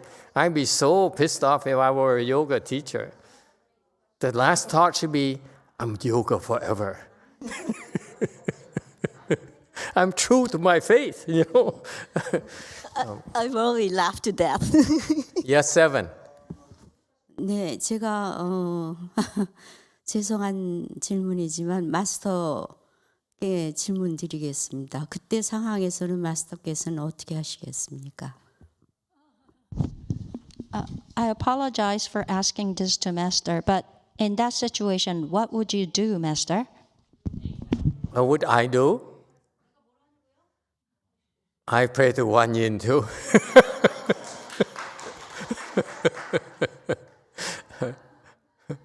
I tell you what would you do? 네, 사실 저희 불자로서는 그게 최선인 것 같습니다. 마지막에 만트라를 하든가 아니면 기도를 하든가. As a Buddhist, I think that's the best answer. So for the last time, you recite mantra or you pray. Yeah, in general, the Buddhist response would be when you're in big trouble, call Wan Yin. Okay, that's what she's there for. That's what you all should know that. Wan Yin should be the person you should call to ask for help. Do not push your husband towards the wolves. You call Wan Yin first. If it doesn't work, then you push your husband towards the wolves. And then you tell, honey, I love you. I tried everything else. Yeah.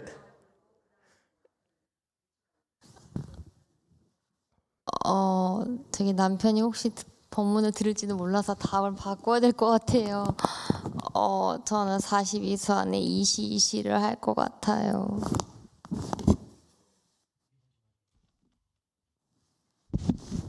I'd like to change my answer because my husband might listening to this.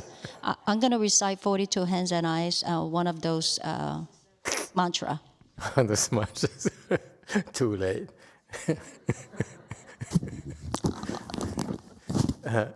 Okay, yes, one. Master, I offer Francis solution. Master, please help.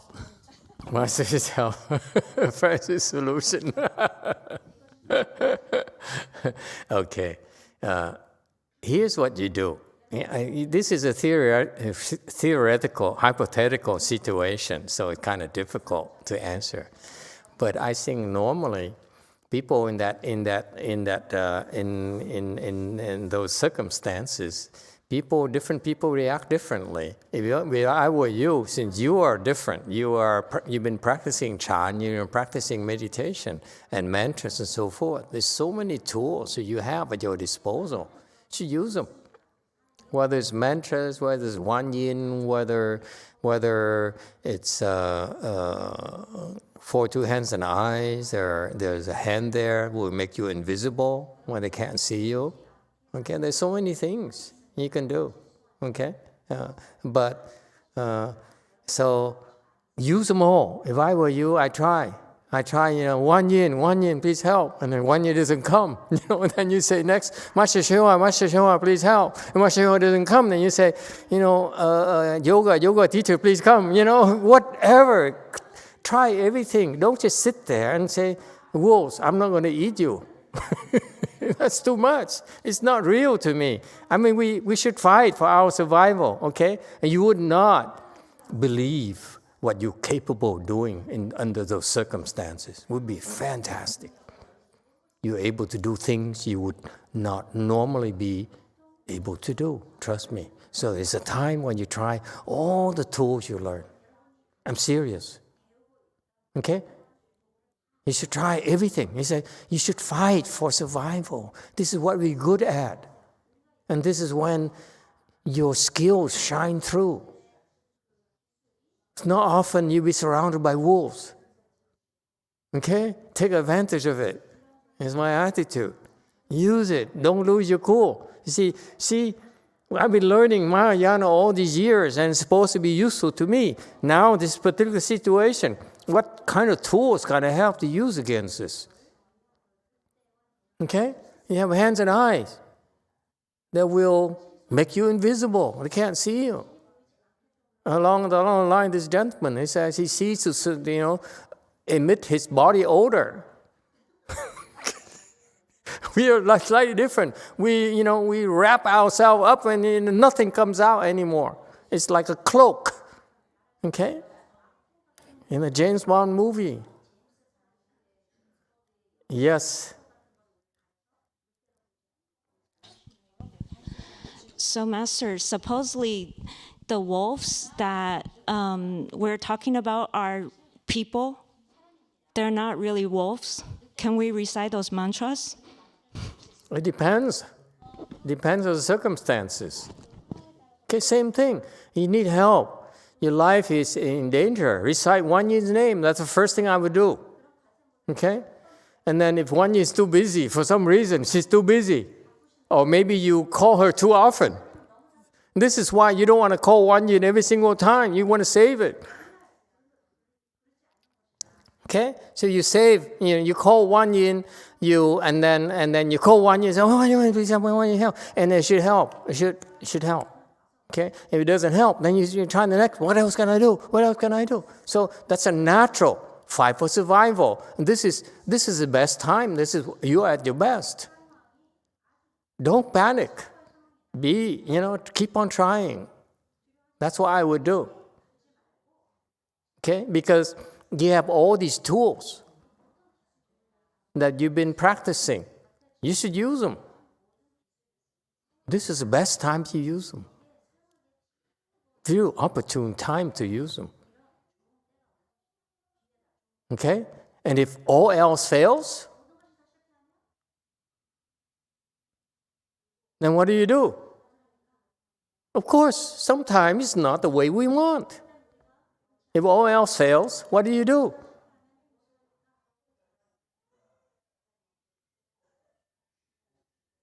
You say, bon appetit. Take the highway. Take the high road. Say, since I'm going to die anyway, I'm going to die with class. Because I'm Master YongHua's disciples, remember? We're classy people. While alive, while dead as well. Okay? Bon appetit.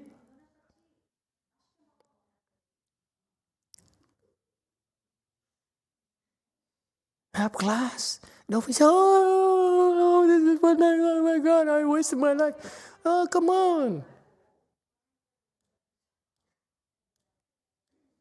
So in her case, after she puts her husband to the wolves and the wolf is still hungry, they come towards her and say, okay, honey, I'm coming.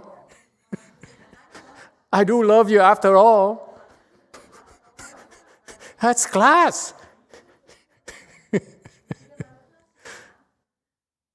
Okay? The point here is that you try everything you have and sometimes it doesn't work. Then be grand about it. It's not meant to be. So what's the big deal? Die. Okay? And the last thing I would do, okay, as the wolves are chomping me away, okay, and you say, Amitabha, now it's time to come Amitabha Buddha. This is when I really need you. Because Wan Yin forsake me. And now if Master YongHua forsake me, Master YongHua forsake me. Now it's only you now. It's just you and me. Please help me go to the Pure Land. That's the last thing I would do. First thing is Wan Yin. Last thing is Amitabha Buddha. Now you know what to do when the wolves are circle and are about to eat you. Okay? And you will be amazed, let me tell you. If it really happens, you'll be amazed at what you're capable of doing. It's fascinating, let me tell you. Don't be scared. Well, that's when you go back to everything you know, pull out everything you know, and try them one after another after another. It's so cool. Don't panic. Okay? All right. Time is up. Thank you, everyone.